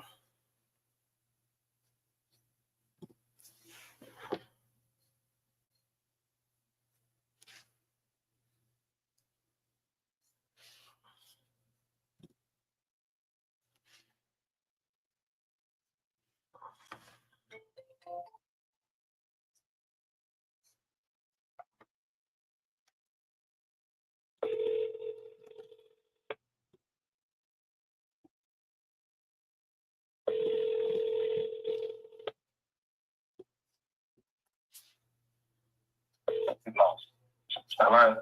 Hello, Mr. Michael. Yes. Hey, Michael. Good afternoon, man. My name is Caesar. I'm actually calling because you filled out some information on my site a while back. Are you by any chance still looking to sell that property on Knox Avenue? Yeah. You are? Okay, great, man. How much are you looking to get for that property? 30. 30,000. Okay, cool. Can you tell me a little bit what you got going on over there? Say that again, sir. Yeah, I'm sorry. Go ahead. Oh yeah, I was just asking if you can tell me what you got going on over there. Well, no, I'm at another place putting in new faucets in the bathroom. Oh, got you. So what you need to know? Yeah, well, I mean, if you can tell me anything about the property, why you're selling, that would be great. It'll just give me an idea on what I'm buying. Why does everybody ask, if you got something up for sale, what difference does it make why you're selling it? You'd be surprised how many times I'm asking that question. Well, why are you selling it? Why are you calling and asking if it's for sale? Hey, man, no, absolutely. I'll answer that question. I mean, the reason why I asked that question is that an investor, I need to know, right? Like, what if someone is selling it because they have a hole in the roof? I don't know anything about your property besides the fact that you're selling it. So that's why I'm asking. You know what I mean? Because that's a possibility. Well, I'm just curious. Someone said, you got something for sale? I said, yeah. Well, why are you selling? Okay. Yeah. No worries, man. I got you. Any state I don't need to keep owning property, okay? Okay. So I've owned 11. I'm down to about 1 or 2 left, if that or what have you. And that's why I'm selling. And I don't have to sell. I'll either renovate it myself or I'm putting in the process. I'm tugging in pipes. Or somebody want to buy it, then we can talk. I'm gonna tell you, like I told the guy yesterday, when he said, "Well, I take 10 to 15,000." I said, "What for? A down payment?" He said, "No, I'm not." Okay. Yep. Gotcha. No, I'm not interested. And I know what developers. I know what you're doing. You want me to come to a price, and then you're going to try to sell it to somebody, another developer, before the closing or whatever. And I don't care about that. But don't tie up my time and don't tie up yours. Coming in with no $15,000, $17,000. Everything's negotiable, but I already said what I want. Now, if you say what you'll pay, then we can talk. If not, we should part as friends, and not like the last guy did, because I got a real nasty case in my mouth about developers. Man tied up my property for over 4 months. Jesus. Gone, or I could have fixed it this summer. Yeah. So I got a real nasty case Yeah. So that's why I said, don't waste my time and don't waste your own. I got you, man. I got you. And I'd be pretty pissed off too if I were you. Hey, look, man. Yeah, tell me about the house. It's a 3-bedroom house. One bath. Okay, what does it need? Okay, it needs the kitchen redone. Wall cabinets and counters, sinks, and that junk. Last tenant, when I evicted him, he took the cabinets out. Whatever. All right. What else does it need? It don't need, but I'm one of those that put somebody in a house. I redo the bathtub. Okay. Mm-hmm. The rest, I mean, it has suspended ceiling tile. So if there's any that are discolored or whatever, you lift the panel up and put another one down in. Mm-hmm. I took the carpet up, so you can either recarpet or tile, or everybody now going for this lay down laminate. I don't care, or Congloleum. I can do anything. Yep. And drywall walls, paint. Now the other thing it needs outside, we took the deck up off of the small back porch. Okay. Yep. So I was going to build another one in my garage and carry it down in one piece and put the back porch on, not the roof. This part you should walk on. You know what I mean? Yep. And that's what it is. Then you can paint it up. I mean, I don't see where you have to put $30,000-$40,000 in it to still be attractive building. I mean, if you want to put that much money in a building, that's fine. I mean, flip it, rent it, whatever you want to do. Yep. I have no qualms with what you want to do. If you want to buy it from me, that's your business. But Yep. I'm not selling it for. It's been empty since I evicted a relative out of it, and that turned me off. It could stay empty until it falls to the ground. I pay the taxes every year. How long has it been vacant for now? I don't know, probably about 3-4 years, whatever. I don't know. 3 to 4 years. Okay. Gotcha. I'm looking on. It could stay empty. It could stay empty till I die. My son can do what he wants to do with it, or what my wife, whatever. I don't care. Yeah. But I gotcha. I'm not going to give it away. Yeah. I'll sell it, but I'm not going to give it away, or I'll let it fall down. I'm not in the position that, oh God, he offered me $12,000. I sure need $12,000 right now. Well, I'll come by to tell you, no, I don't. No, you don't. I got you, man. I like the way you work. Just to let you know, man, I'm no baker. I don't like to sugarcoat things either. I'll tell you right now, after a few minutes, if it makes sense for me, it makes sense for me. If not, no problem at all, man. No harm, no foul. All right. That's what I'm saying. We all go away happy. Absolutely. You and I are the same way, man. So just quick question for you. Since you know all these things, it'll make my life a lot easier. So right now you're saying how much do you think it'll cost to get it modernized? 20? I say less than that. It depends on where you buy your stuff. I don't even buy mine in Home Depot and Lowe's. I buy, quality wood cabinets or whatever. But if I did Home Depot and Lowe's stuff, I usually go in some stores and I buy their floor models. Okay. Yeah. Good stuff, low price. All right. Bathtubs, I just did a walk-in. I took a tub out, cast iron tub out, knocked the walls out to the stud, and I put in one of them step-in shower units. I had $1,100 tied up in it. If y'all want to pay $9,000, call me. I'll do it for you. Yeah. So who you're hiring, but you got to pay that kind of money. I gotcha. And how much can I sell it for once I fix it? So we were into just what do I think? I think under $10,000 and you can do something with the house. Okay. It depends. You don't do anything yourself. It's not paying everybody to do everything. Now you are at the mercy of whatever some contractor wants. Yeah.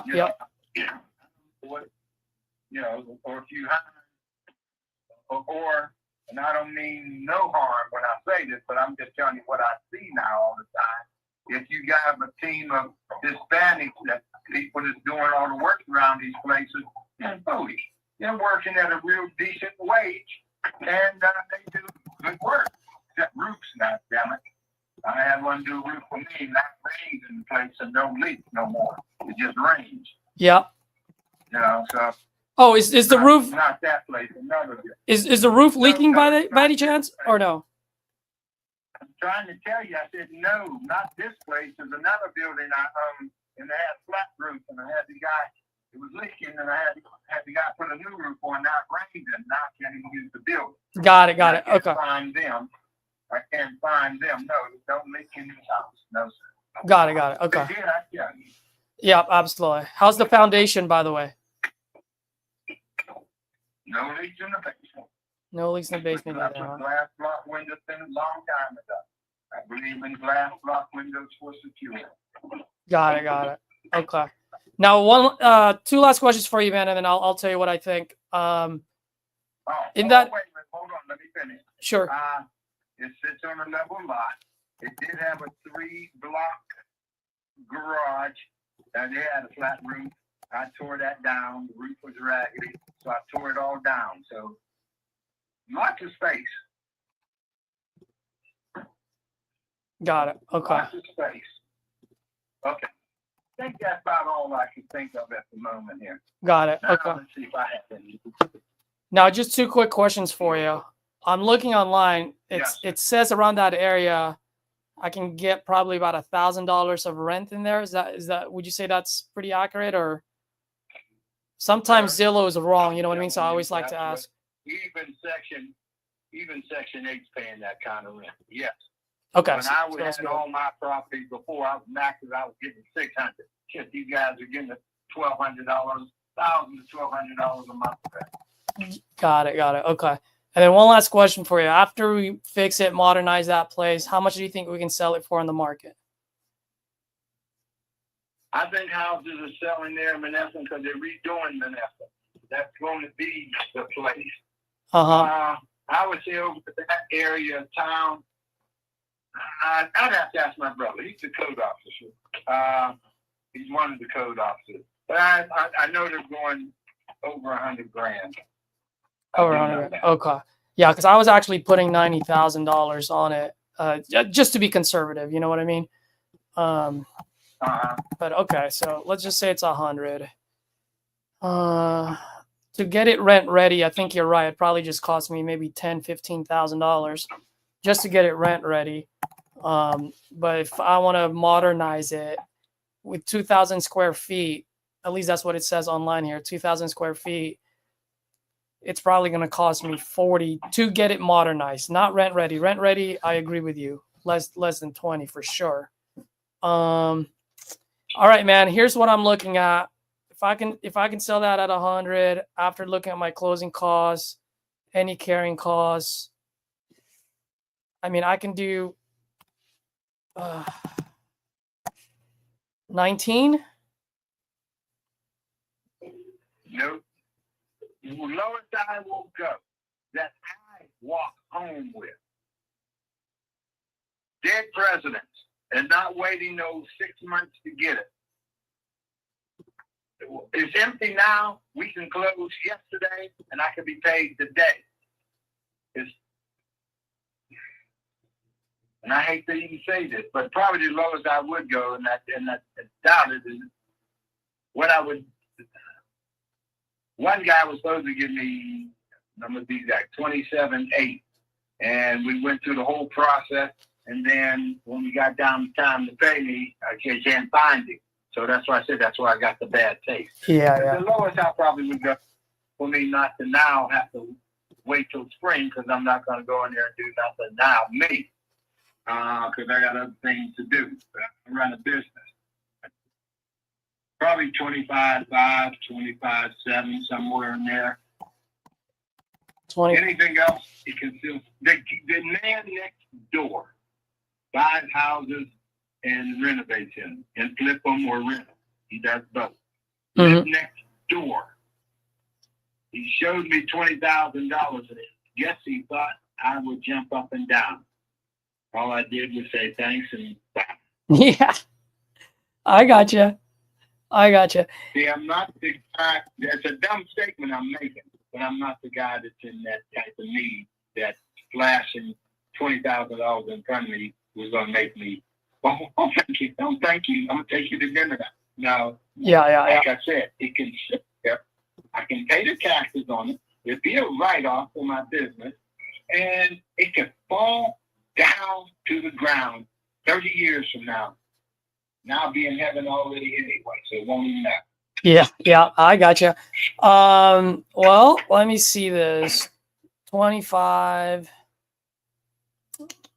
By the way, just to let you know, if we do make a deal here, I'm not like the others. I just need 14 days or sooner, pretty much as soon as the title clears.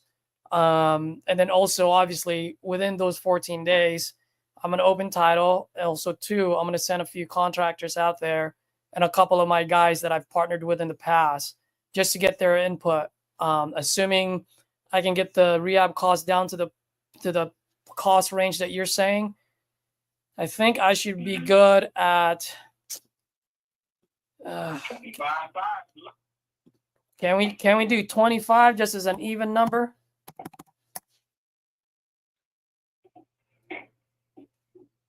I have to think about that, and you would have to not be BS, and the closing would have to be in the next 10 to 14 days. After 14th day, if I don't have what I have to walk away with, not no fees after that, or we have this fee that you have to cover, no, then it won't work. Yeah, like I said, man, I'm a serious buyer. I don't BS anyone around. I don't need 30 days. I just need 14 days.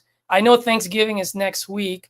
So instead, you know what I mean? Like instead of the 4th, maybe we'll do like the 6th. Just give me like extra days just in case title dicks me around. You know what I mean? But Thanksgiving, unless my regular profession tells me you can eat later on. This comes first. Yeah. So if we can do, let's say, a closing date on it on December 6th, right? So that's 2 weeks from today. I just need to have access to be able to send my guys out there. Assuming all the rehab cost is good, we should be good. If not, I will just give you a call, say, hey, man, we found other things that's going to cost more. And I know you don't want to go any lower, so I'm not going to try to negotiate you. We'll just rip the contract in half and we'll walk away as friends. No harm, no foul. But I just need a few days to do my due diligence. That's all.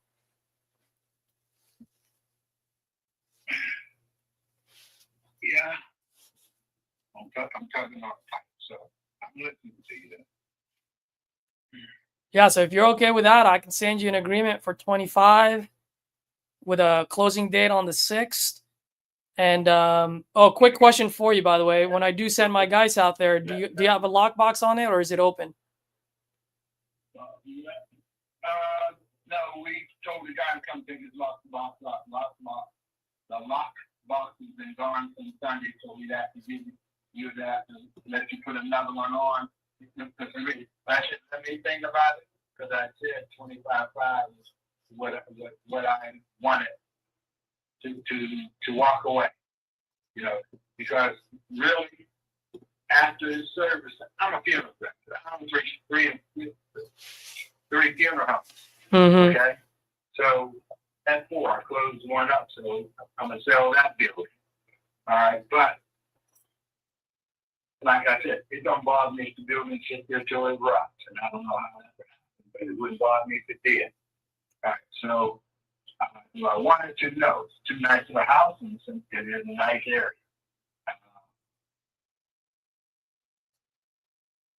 The thing about it, you got to call me sometime in the morning and see if I was giving a nickel. I want to. Well, maybe this might change your mind, Michael. Just to level with you, I'm looking at my calculator right now. If you agree with me on 25, just to let you know, let's assume for a second you agree with me on 25. My all-in number after fixing everything, closing costs, carrying costs, everything, is going to be $84,000. So really, I'm paying you 25 just to profit 16, and I'm okay with that. Usually, I like to go dollar per dollar, but because of the potential, the rental potential, I'm okay to take a little bit less on the profit side. Now, that being said, I just want you to also know that I will pay all the closing costs, no realtor fees, right? The only thing you would pay for is if you have any back taxes or any prorated tax. I'm assuming there's no water or electricity going through there now since it's been vacant for 3 years. So I pay for all the closing costs, no fees to you. I mean, I think that warrants that extra $500. I'll tell you what. I need to get this commit before tomorrow.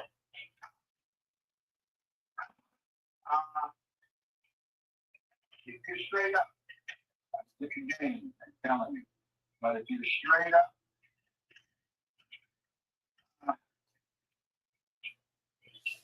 there's no names on it. You can take a garbage view and then take a garbage out. So,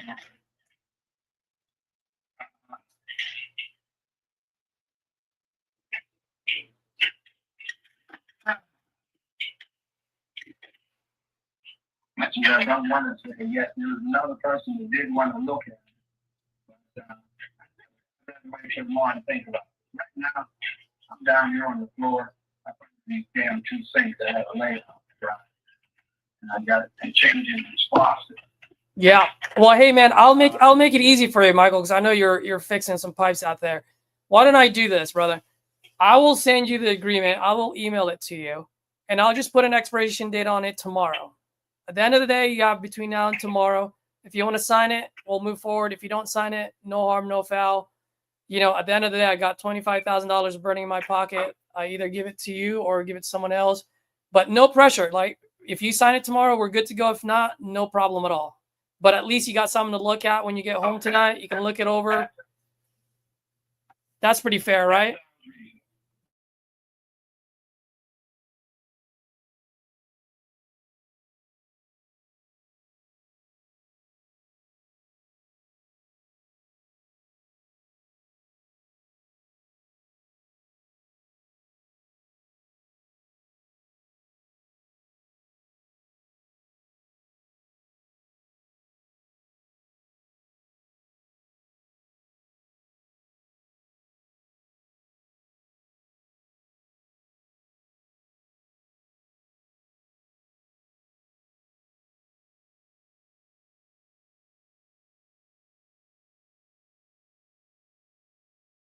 Got it. All right, perfect. I'll send over that agreement to you, and then once it's sent, I'll shoot you a text just so that you know it's there.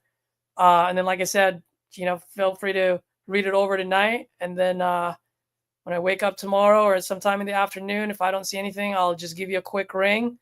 If you say yes, we're good to go. If you say no, no problem at all, man. No pressure from my side. All right.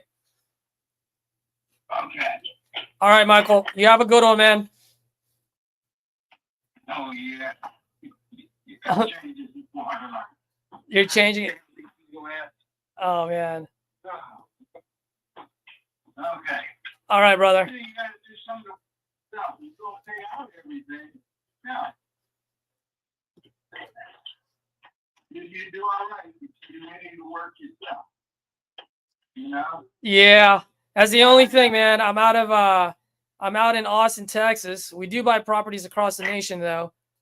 So when I do these things, I do hire people. So there's a little bit of added cost there, and that's why I got to get a few people in there, get some bids. You know what I mean? Do my whole thing. Yeah.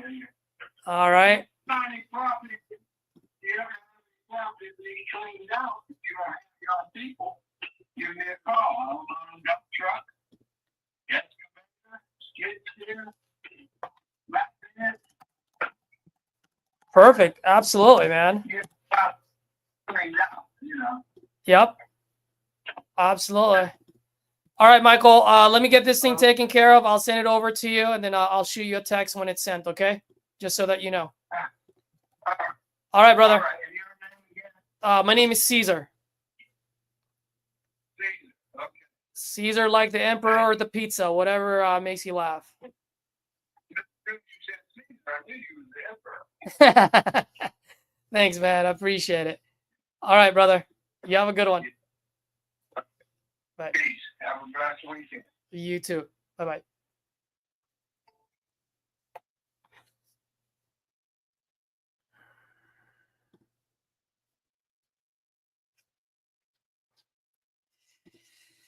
Oh, I just realized I misspelled his name. Oh, no, I didn't. All right, that's 2 contracts for the day. Let's go, guys.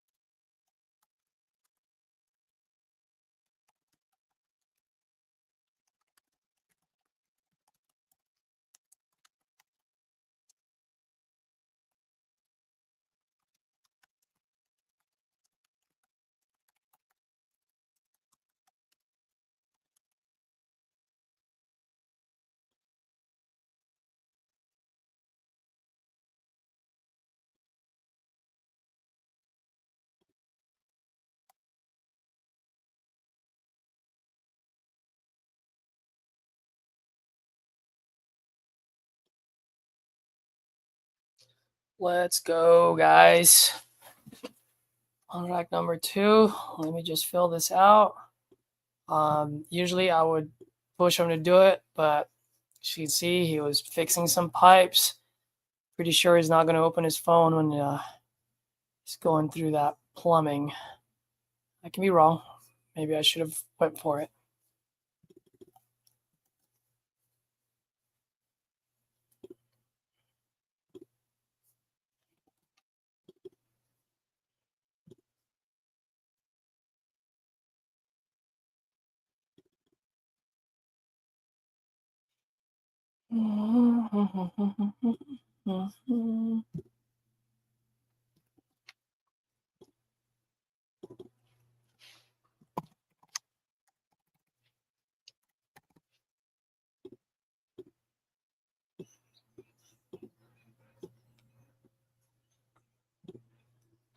So I don't know if you guys use PropStream. Any of you guys use PropStream by any chance? PropStream has this new feature. It shows you the estimated wholesale price. So I don't know how accurate that is. But for this one, it shows $46,200, and I got it at 25. So hopefully that makes sense. We'll see. I'm gonna start taking notes on this so you can see what they're thinking, or if this is good data or not. That's what I meant.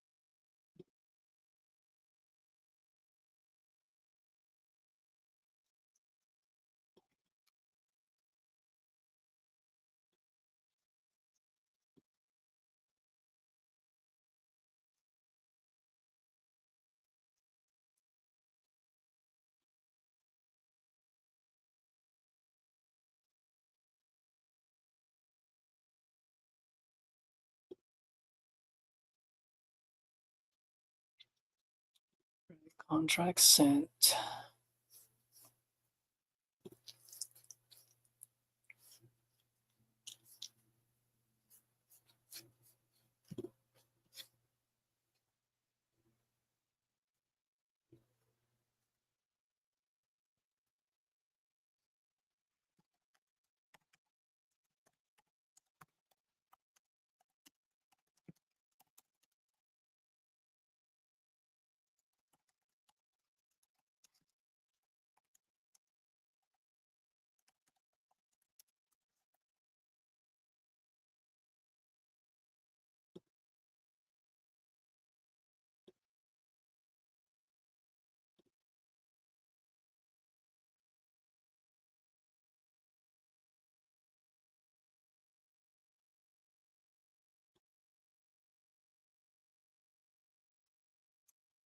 Okay. Let's go. All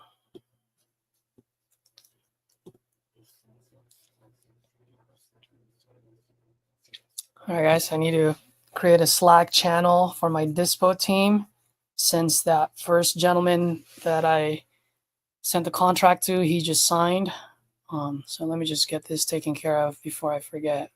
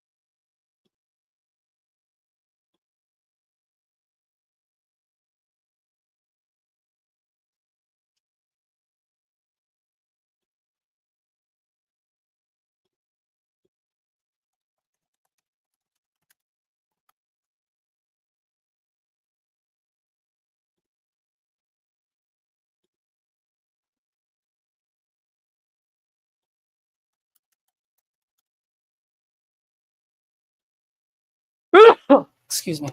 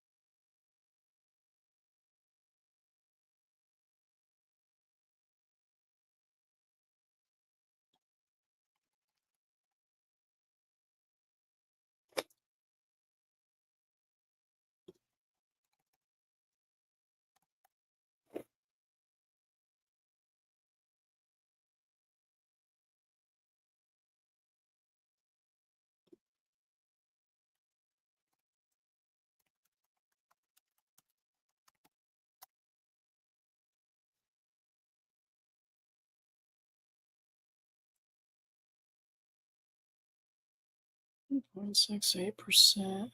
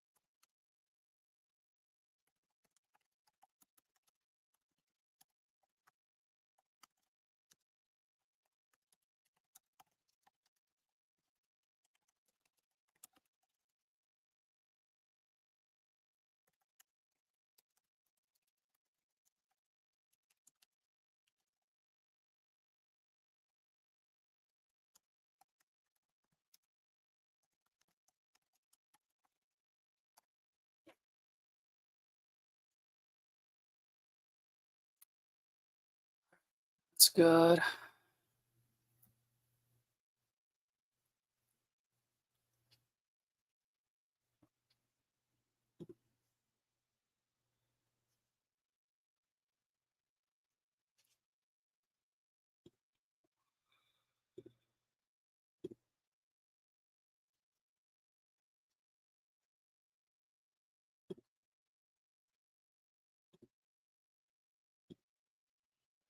Who was the person that I just spoke with? It's Michael.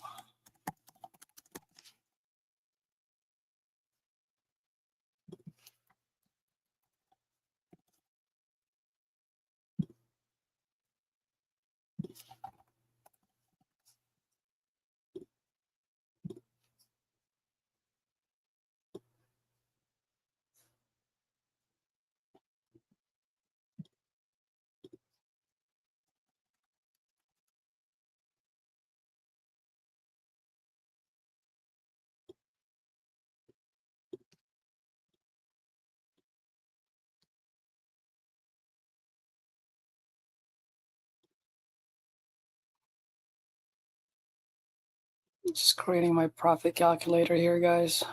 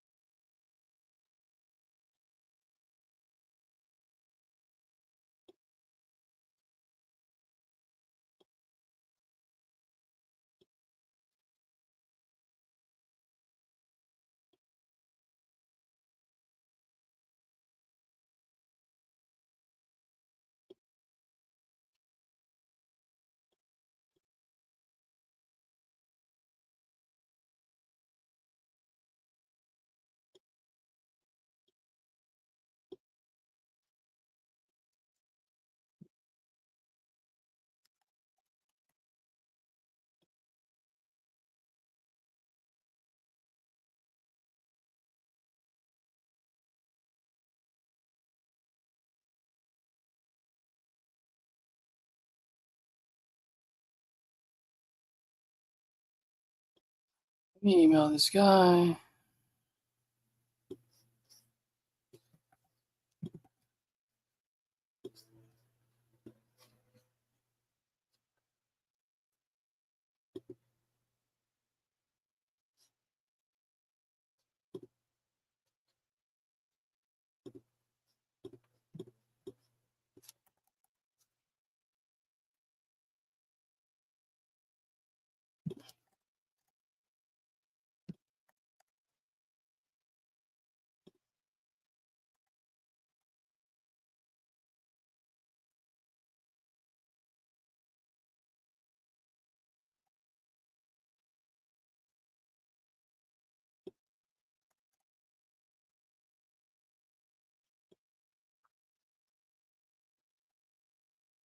Oh, come on.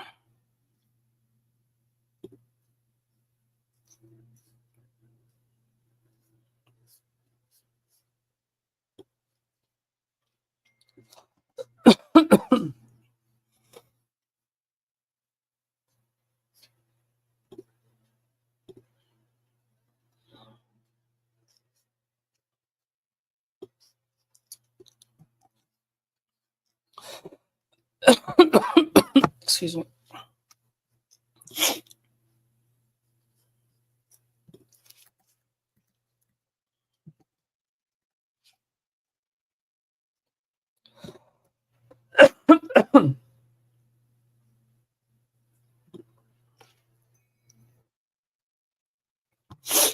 All right, guys. Let me grab some water. I'll be right back.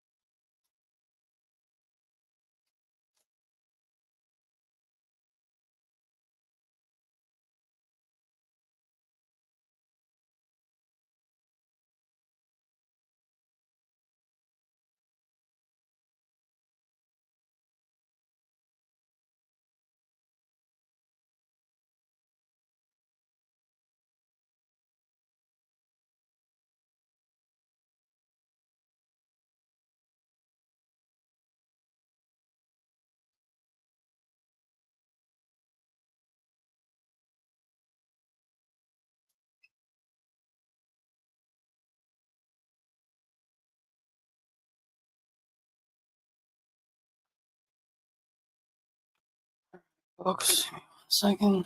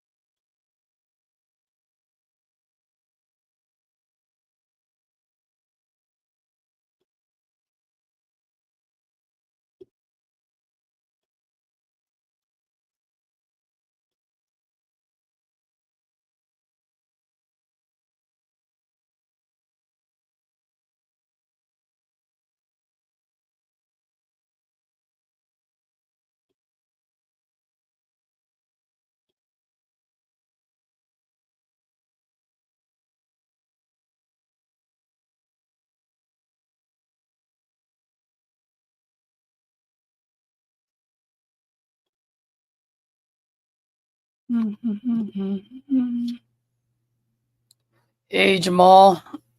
Yes, sir. 2 today. So far, 2 sent, 1 signed already. So the other one should be signed tomorrow. So let's take a look at.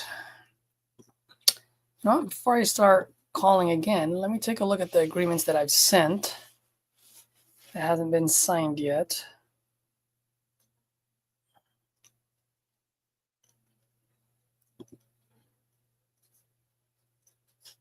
Oh yeah, these guys are gonna sign later today, so I'll wait for that. And then I'm gonna go ahead and void another one. You don't want to play around. You don't want to sign void contract.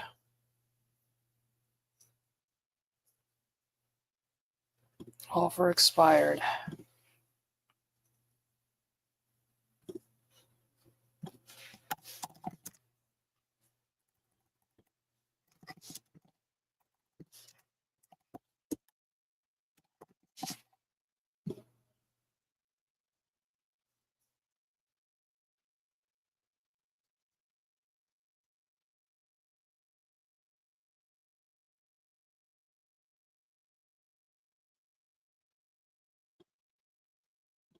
Cool.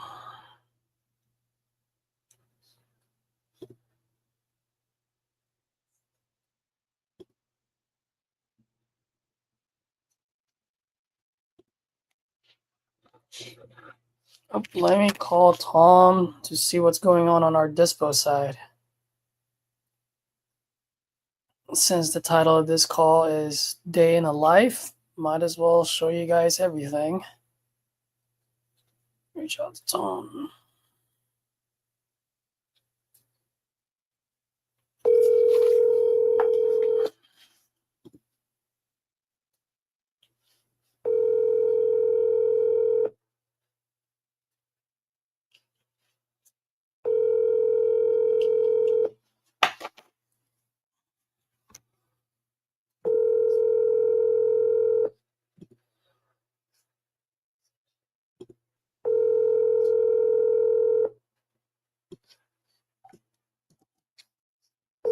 Your call has been forwarded to an automated voice messaging system.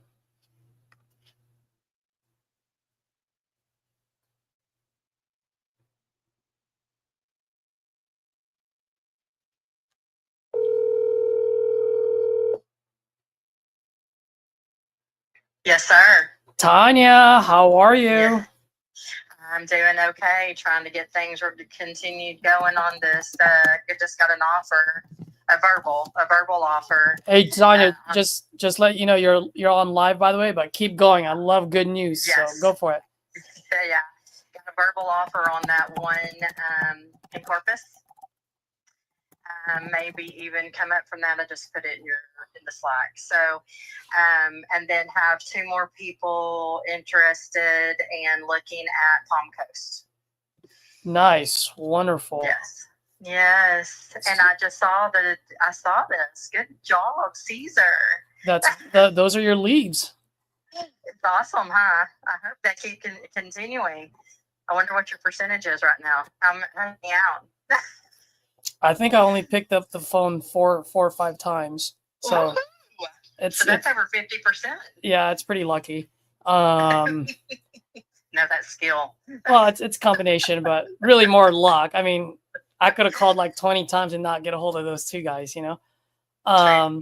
Quick question for you. So the offer for the 45K, that's cash? Yes. And does he know that he has to be in charge of the solar? Now, okay. So my understanding on that is. Oh no, he won't be. He's okay with the seller. He's okay with the seller taking. I mean, the fact that it's still going to be there, and then the solar goes after the seller, not him. He's okay with that. Yes. He, because I told him the situation as far as I've fully understood it. Okay. And so yes. And I did tell him that it's already at title, correct? Yep, they're ready to close. They can close Mhm. tomorrow. Well, I told him I needed and he was a fantastic person to deal with. I told him anything and everything that we ever come up in that area. His wife's a realtor, and this is what he does. And he's fantastic. He's going to be one of our very first go-tos on anything Corpus or surrounding area. Great guy. So. Got it. Mm-hmm. Okay, cool. And he said he's going to go run some numbers on something that he did recently, very similar. And he knows that right down the road, there's another one for the price that he offered me. Yep. So he said if, because I wouldn't give him a number for sure. Wouldn't tell him how much. If I just told him that it was worth him taking the time to give me his follow-up number, but I did not know that I wasn't prepared to give him a number that we would fall down to until we were ready to get into some more serious negotiation. Perfect. So, Absolutely. Wonderful. Question for you. So then now, let's say he calls you or you call him, whatever, whenever you guys get on a phone call, like how would you go about it? Do you mind if we do like a quick training opportunity here? Sure, go ahead. I set the expectation that I wanted to, that I had others walking the property today, and that I actually did have another offer in hand at this time, and that I was wanting to move this forward as quickly as possible, that I would need a final answer from him at the latest tomorrow morning, and he confirmed that we could get back in touch with each other this evening. Okay, cool. So, are you in front of your profit calculator? I can be in just 1 second. Yes, sir. Let's go. Let's do it. Mm-hmm. Where is my calculator for David? Oh, do I not have one? I don't think you have one in there. I've been going off of just the numbers that I was reading out of Slack. Hey, that is crazy. Mm-hmm. Let me double check. I might have it in my. I can tell you from what I. Oh, what did I say my ARV on that one? You said 105. He actually bumped it just off the top of his head to 115. Okay, so 115. All right. So what's the buyer's name? His name is Lazaro. All right, I'm Lazaro. So I call you. Hey Tanya, everything's looking good. Ran the numbers. I'm good at 45. I can close this Friday. And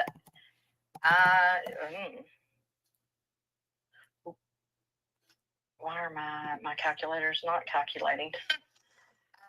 So we're still off. That's still pretty far off though, because he's got his repairs at 55.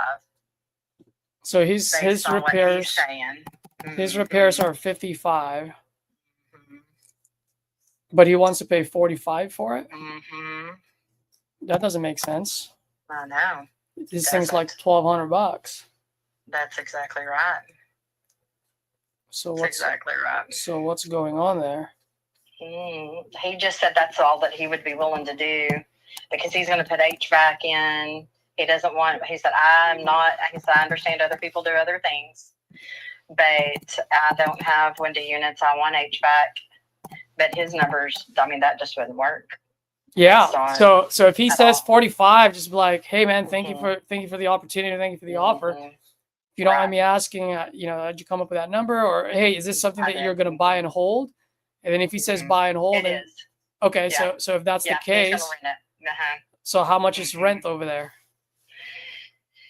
It's right around 11 is what I think I saw before, and what he basically said. Let me get this over here. I don't have it. I'm moving numbers real quick. And I haven't pulled it on Renometer, by the way, myself. So I literally just hung up on it with him when you called. And then I would just say, hey, so how much do you think, what's your rehab cost would this be just to get it rent ready? No, he that's where he was coming at the 50. he said 50 to 60. And I said, well, based on your numbers, that's going to be hard. And he said, I know, that's what I'm saying. And Yeah. he said, that's why I'm really, Tanya, slow down for a second. He said 50 to 60, right? That's correct. Is it 50 to 60 to get it rent ready or 50 to 60 to flip it? He said rent ready, which doesn't really make sense either, though. Well, that's what I'm saying. Like, did that come out of his mouth, or did we just assume that? Because he said he's going to buy and hold.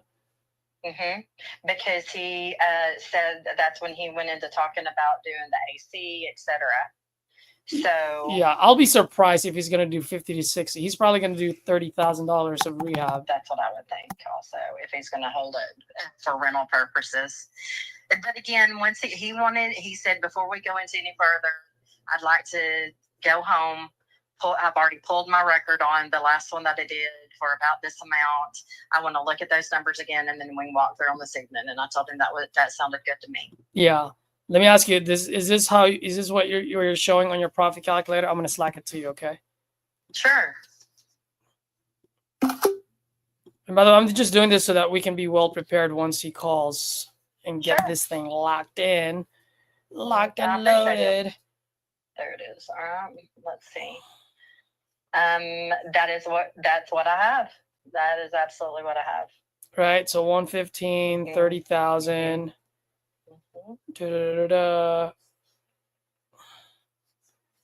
Okay. And for that purpose, it does work. For that purpose, it does work. Yep. Yes, it does. Yep. For that area, for rental purpose, it works. Yeah. So I wouldn't really I wouldn't recite all these numbers in front of him, sure. but I would just ask him, hey, so this is going to be a rental for you. Great. How much repair do you, I know you said 50 to 60, but I'm assuming that's like to get it to flip it. But what about just putting a lipstick on the pig? Yep. Then he might say, oh yeah, I'm probably going to put 20, 30. Okay. Well, that's making sense. And then, you know what I mean? Even with the 30, it makes sense even if he does put HVAC in. Because let's say it's 10. Let's go, that far. Let's say it's 10. He still has 20 to do some updating on the inside. And then at least, just to use your quote, lipstick on the pig. So. Yeah. And then if he does 50, so I would say, so take a look at this sucker. I just want to send it over to you. Mm-hmm. So if he does 50, let's see, still gives him 1.2%. It still works. 87K. Yep. And then just remember, ask him what his ARV is. If he stays at 115.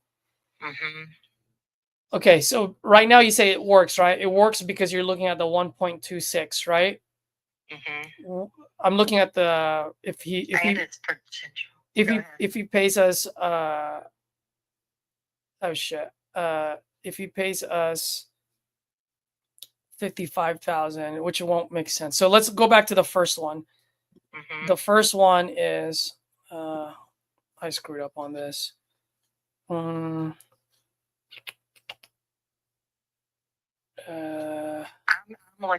going back and forth between mine and yours too. So yeah, I apologize. Keep playing. That's do you mind hopping on live real quick, and then so I can share my screen with you, and then we can quickly go over it? Sure. Yes, if you're too busy, let me know too. I'm okay. I don't want to waste your time. Okay. I wanted you to know though that I do have that another call, and it is a JV opportunity that I think we would want to look at for sure. Okay, cool. So let me just do this quickly. Sure. I'm gonna Slack you the link. Okay. So you can just hop on, and I can just share. So we can just share screen instead of you going back and forth. You know what I mean? No, that's perfectly fine. All right. It hadn't come through yet. Sorry. Oh, it hasn't come. Yeah, no worries. There it is. 2 seconds. All right, I'll hang up now since you're going to be on anyway. Good deal. Thanks. Okay.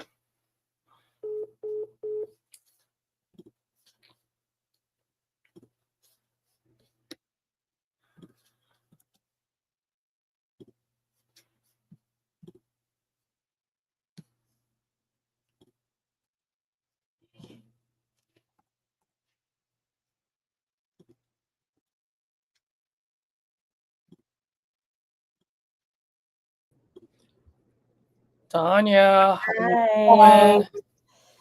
doing? Fair warning, at 3, I have to switch back to my phone because I have to be working from the phone. Yeah, no worries. This is gonna be like a quick 5 minute. Sure, no problem. Take too much. And I created another one for David Matson. I'll share that with you. So, Okay. Okay, cool. So we're Mhm. good, right? You see that? I do. Mhm. All right. Let me see. Let me just do this quickly.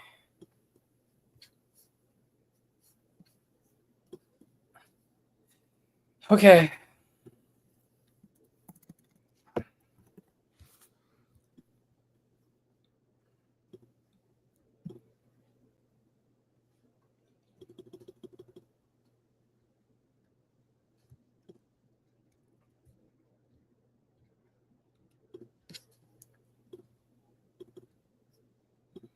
All right. So obviously on the flip, it won't make sense, right? So he's probably looking at this.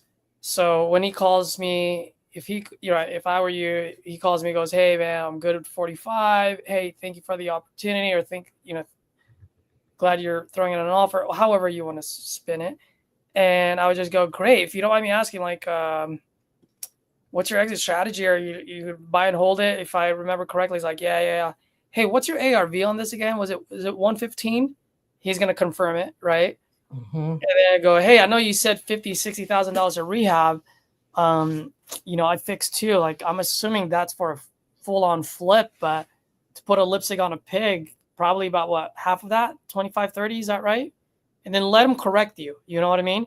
Mhm. If he says no, it's still gonna cost me that much, whatever, right? So then play around with it. So then now if his all-in number is what, 45, Mhm. then that means this has to be like this, Mhm. right?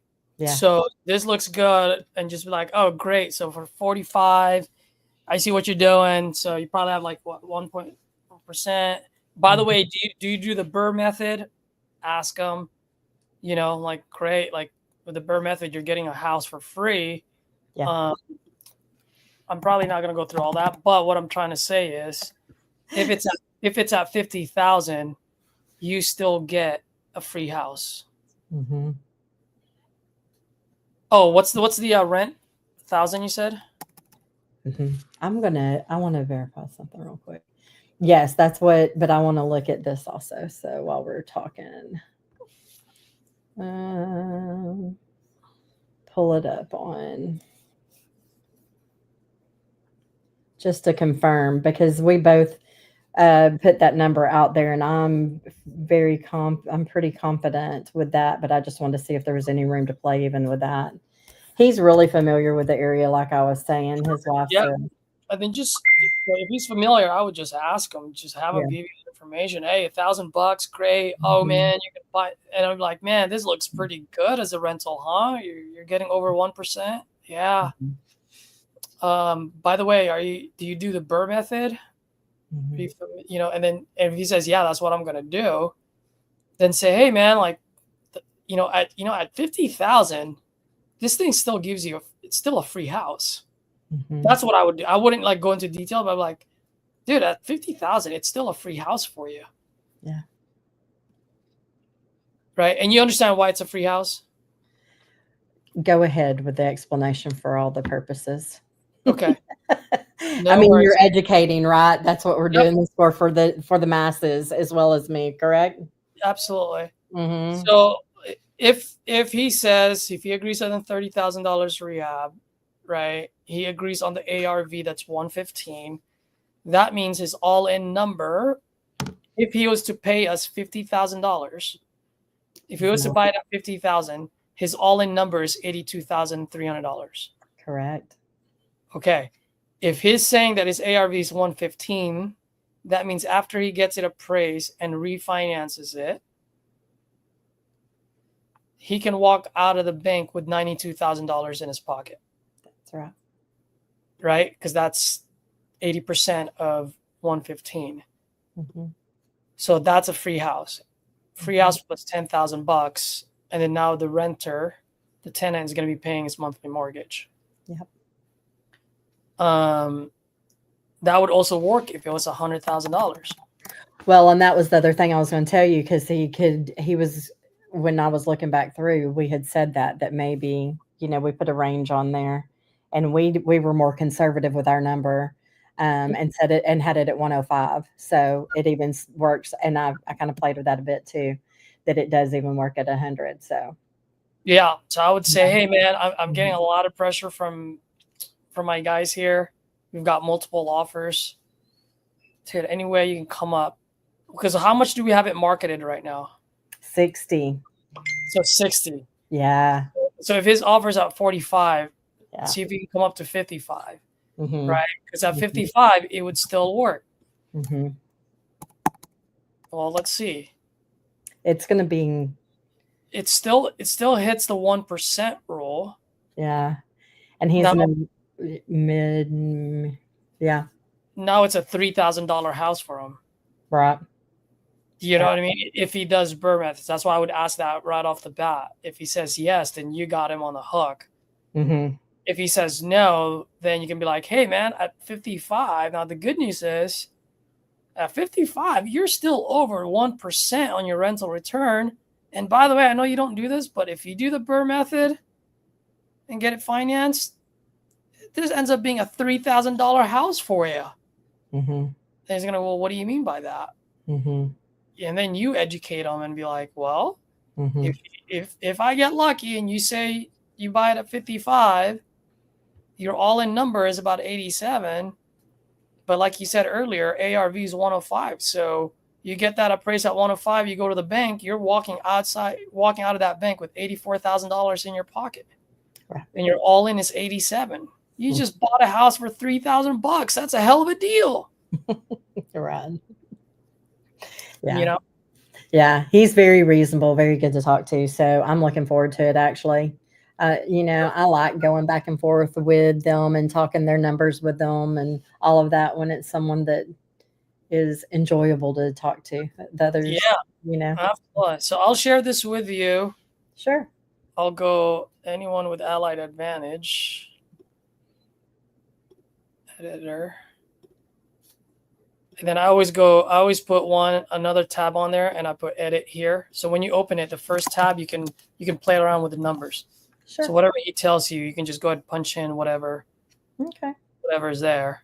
But it sounds like we've got something going in. Yeah.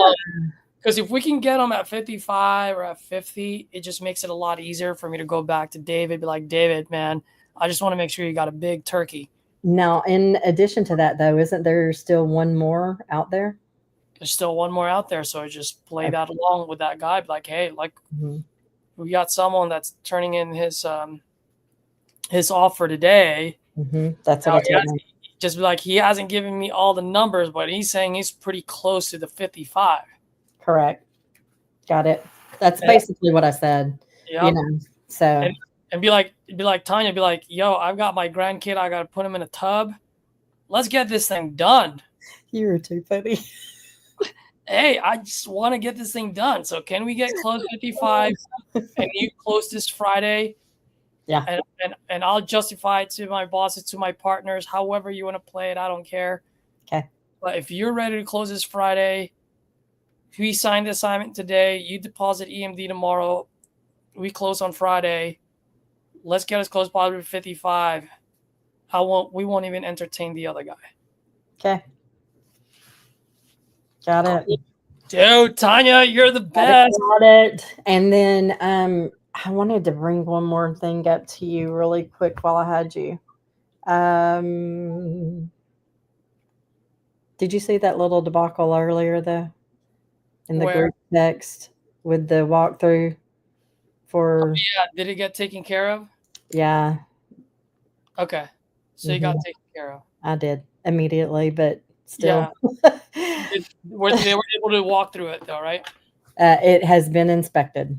Absolutely. Okay. Yeah. All right. Perfect. Wonderful. Hey, awesome. Keep after these calls. You're the best. Did you hear me? What was that? Keep going at that 50% contract or purchase agreement per dial rate you have going on. I like it. I know. And these are yours, so this is good for you. We're going to be busy if you keep that Yeah. up, which is amazing. Amazing. Absolutely. Let's make it happen. Have a All great right. day. Thanks, Tanya. Appreciate Talk it. to you Hopefully, soon. cool. Bye. Bye.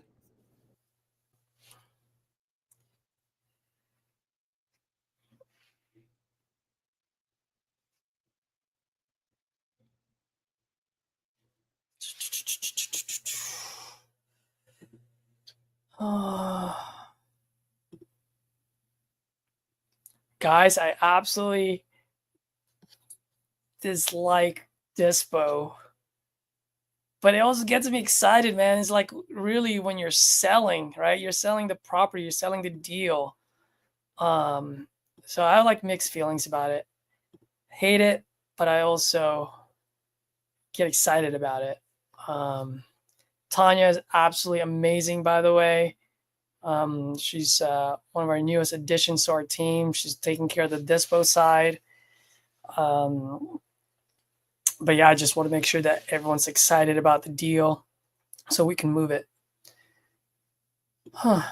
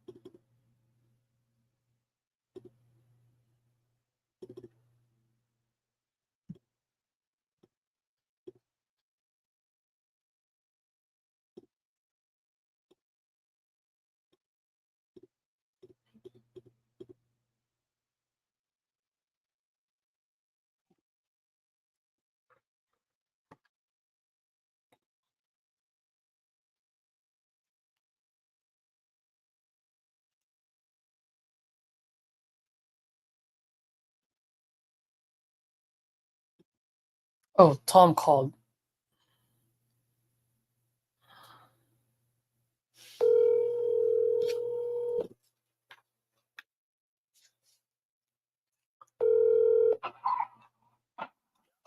Tom, can you hear me?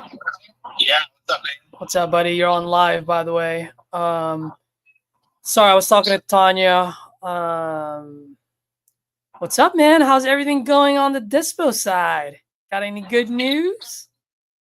My Sam Marcus, my Corpus Christi deal guy. I don't know what his deal is, dude. He's like, yeah, I sent it to my private money lenders. They're gonna get back to me by the end of the week. I'm like, what the fuck, man? Like, he's like, they underwrite themselves, so it takes them like a little bit of time. I'm like, bro, I'll underwrite a deal in 5 minutes. Like, what are you talking about? Yeah. But so nothing on that. Did Tanya tell you about the Corpus Christi guy? Yeah, he did. She did. She did. Okay, what did I heard after he walked? Like he got there late. So Yeah, he said 45. He's like, I think we should be good at 45, but let me just go back home and just rerun the numbers to confirm. But I should be good at 45. That's what he told her. So that sounds kind of cool. I'm gonna see if she can get him to fit closer to 55 because we have it marketed at 55 right now, right? Or 65. I can't remember, dude. Here, let me pull it up right now. I'll be honest though, like everybody that I've talked to is like 40 to 45 on it. 40, 45. Yep. Yeah, 40 to 45. So he's like right in there. Oh, whoa! There's 2 Corpus Christi's on here. What do you mean? Oh, ours is blue. Okay. No, this one. Yeah, we have it at 60, dude. So we've got room. I mean, if he's at 45, asking price is 60. We can probably get him to come up a little. You know what I mean? Yeah, probably. I'm thinking like we can probably get someone to bite around 52. 50.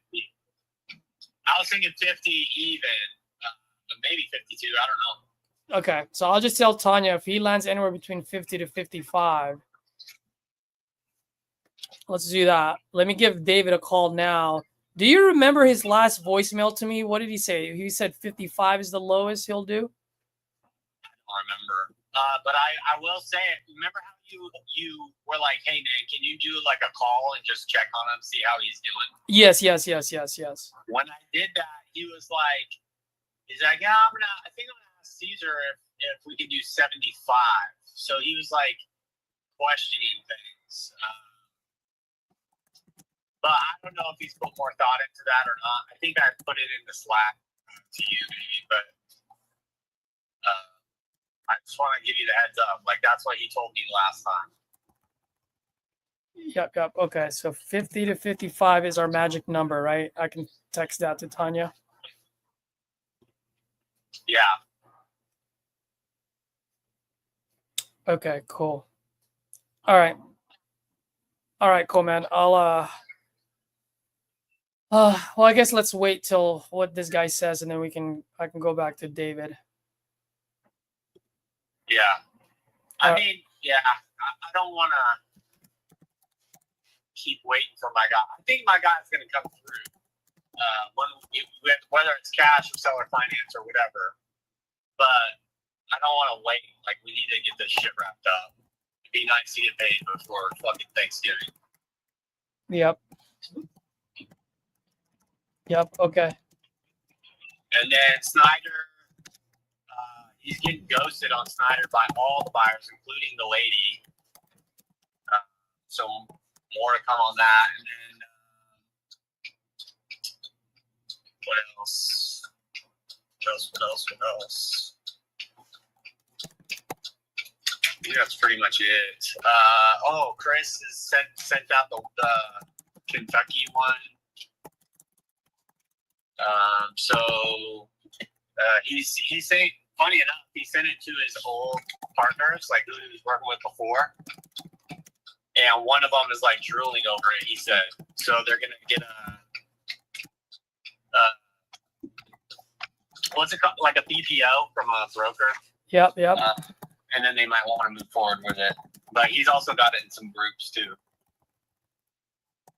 Yep.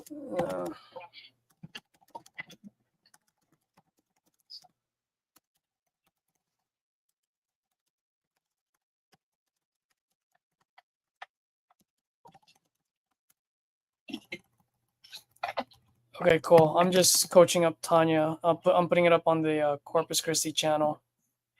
Okay. Cool, man. Okay, cool, man. All right, brother. Talk soon. Later, man. All right, bye.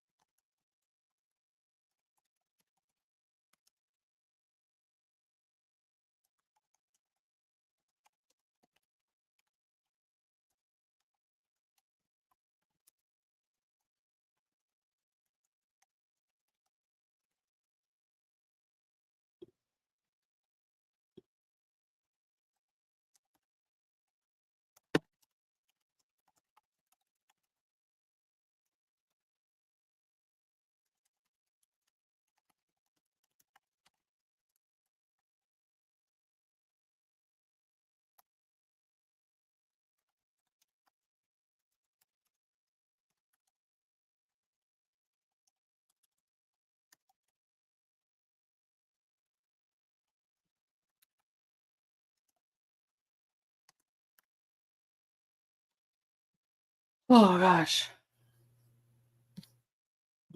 This is great. Oh, where's my water? Thanks. How you doing, buddy? Sleeping?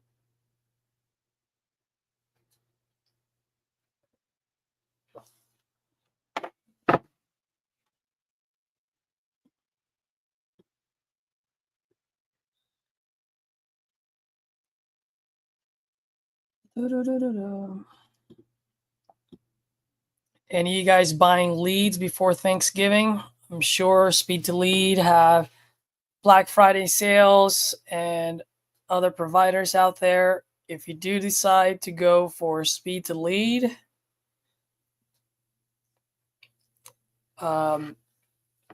use my link. I'd greatly appreciate it.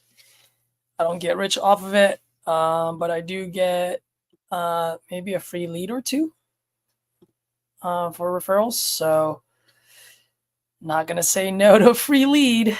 I would greatly appreciate that. Excuse me. Oh, look at that. Good news, guys. I'm going to share this with you. This morning, one of the reasons why I was late is because I wanted to go through my leads and ask for refunds. So just want to share with you how awesome Speed to Lead is. Look at that, top right corner. They just gave me $150 worth of refund today. So that means I can buy more stuff.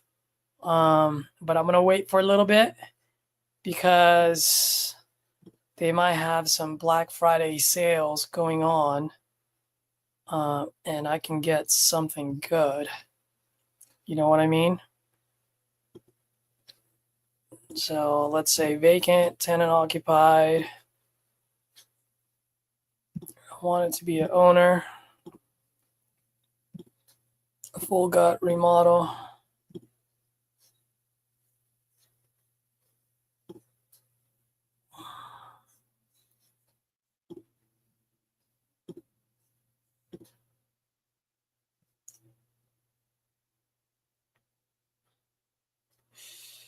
You got one.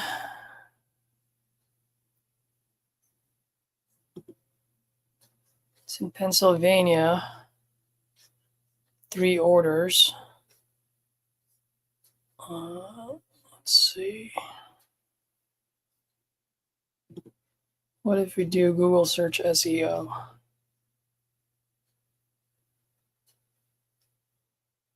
Hey. Oh, South Carolina. I like working South Carolina. Oh, not listed.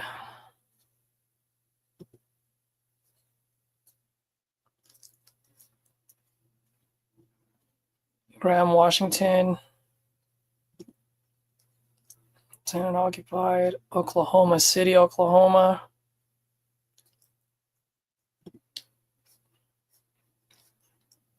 North Carolina. I hate North Carolina.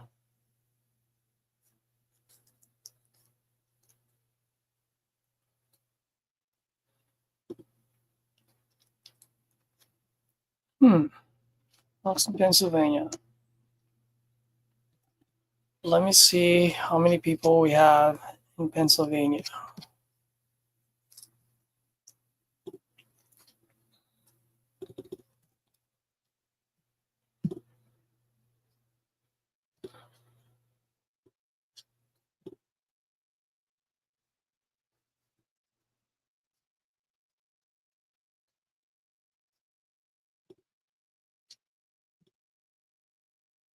Ooh, this is a bad town. There's only 15 buy and hold in the 3-mile radius. Nothing on the flip. There's 17. No deal, guys. There is no one there. Hi, Ro. What's up, buddy? No, I don't like South Carolina. That's why I don't want to buy it. Do you like South Carolina? And yes, Rob, you're right. You can collect daily rewards. They have these spin the wheel, I believe. Oh, that's true. Let me do that right now. Man, you guys getting me off track here. Let's spin the wheel. Where do I go to spin the wheel? Fortune wheel. Let's go. Spinning it right now. Let's see what we get. 10,000. Let's go. I only get 200.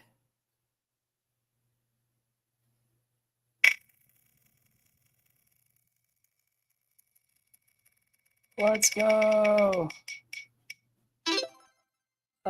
Only 100 points. Let's go, guys. One last one. What do you guys think we're going to get? Let's do this.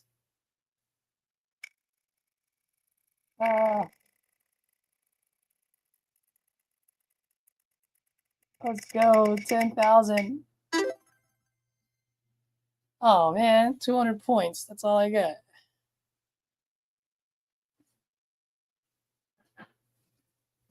Points balance. 500 points. Convert points. Don't have enough. I need 1,000 points at least. Can I spin again? Oh no, I can't spin till tomorrow. All right, I just want to see if we can buy one more lead that jumps at me. Otherwise, I want to save it for Black Friday. Greensville, Alabama, inherited property.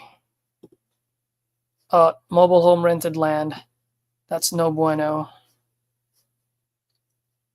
Springfield, Illinois. I'm not a big fan of Illinois.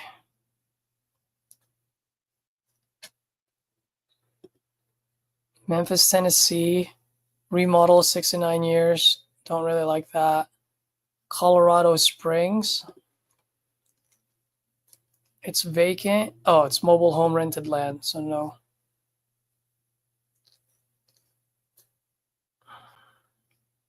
What is this, Missouri? Nope. Longview, Texas.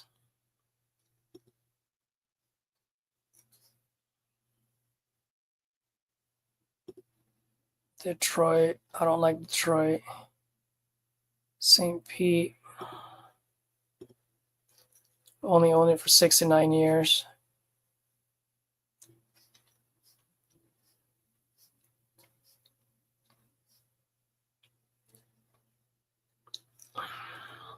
Nothing's picking up my interest, guys. Ooh, Jacksonville. Man, it's rented land. Look at this. Everyone's on here. Well, I actually bought this already. Denver, Colorado. Full gut. Oh, I already bought that. Dexter, Missouri. How come no one's buying this?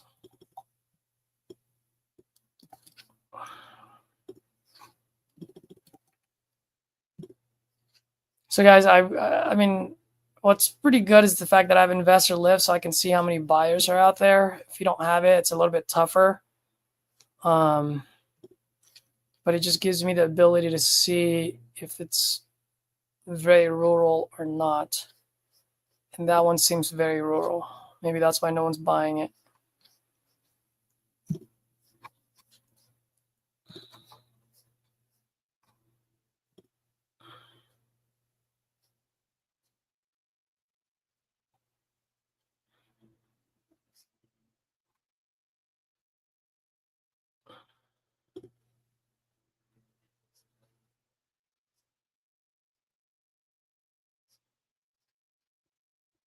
Yep. All right. Nothing that excites me right now, so I'll save it. But as you guys can see, I did this morning and already got the refund. So they're pretty much on top of their game. I love their customer service.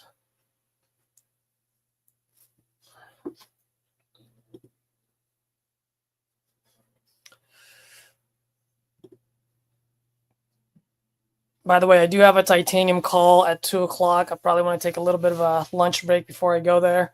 But I have this flashing across the screen. Just curious, any of you guys out there want to do a quick role play? Feel free to call me at this number. I'll be the seller. You can call me as if as an inbound lead, and I'd love it if you guys practice your skills, and then lock me up. Especially if you have a 9 to 5 job and you don't have all the repetitions. Feel free to use me as a resource. Can be a repetition for y'all.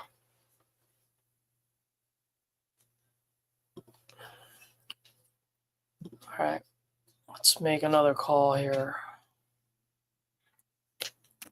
Let's call Larry.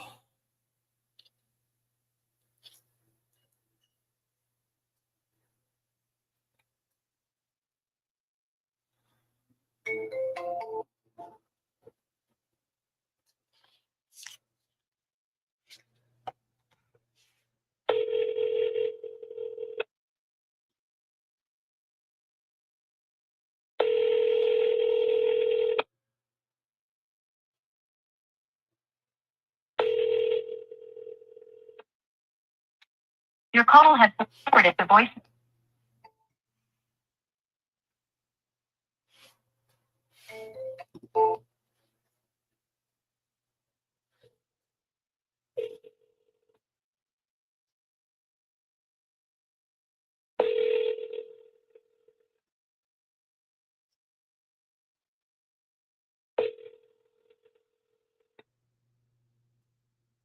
Your call has been forwarded to voicemail. The person you're trying to reach is not available. At the tone, please record your message. When you have finished recording, you may hang up.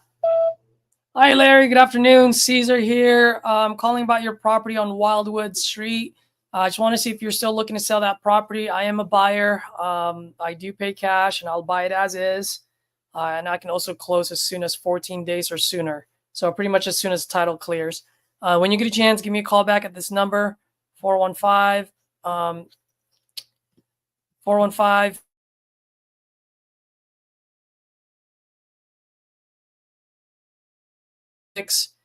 and I'll go ahead and shoot you a quick text as well. Okay. Thanks, Larry. Bye. Guys, I got in a habit of putting myself on mute, but I have my phone number flashing across the screen anyway. So that was kind of dumb. Let's put this guy in automation.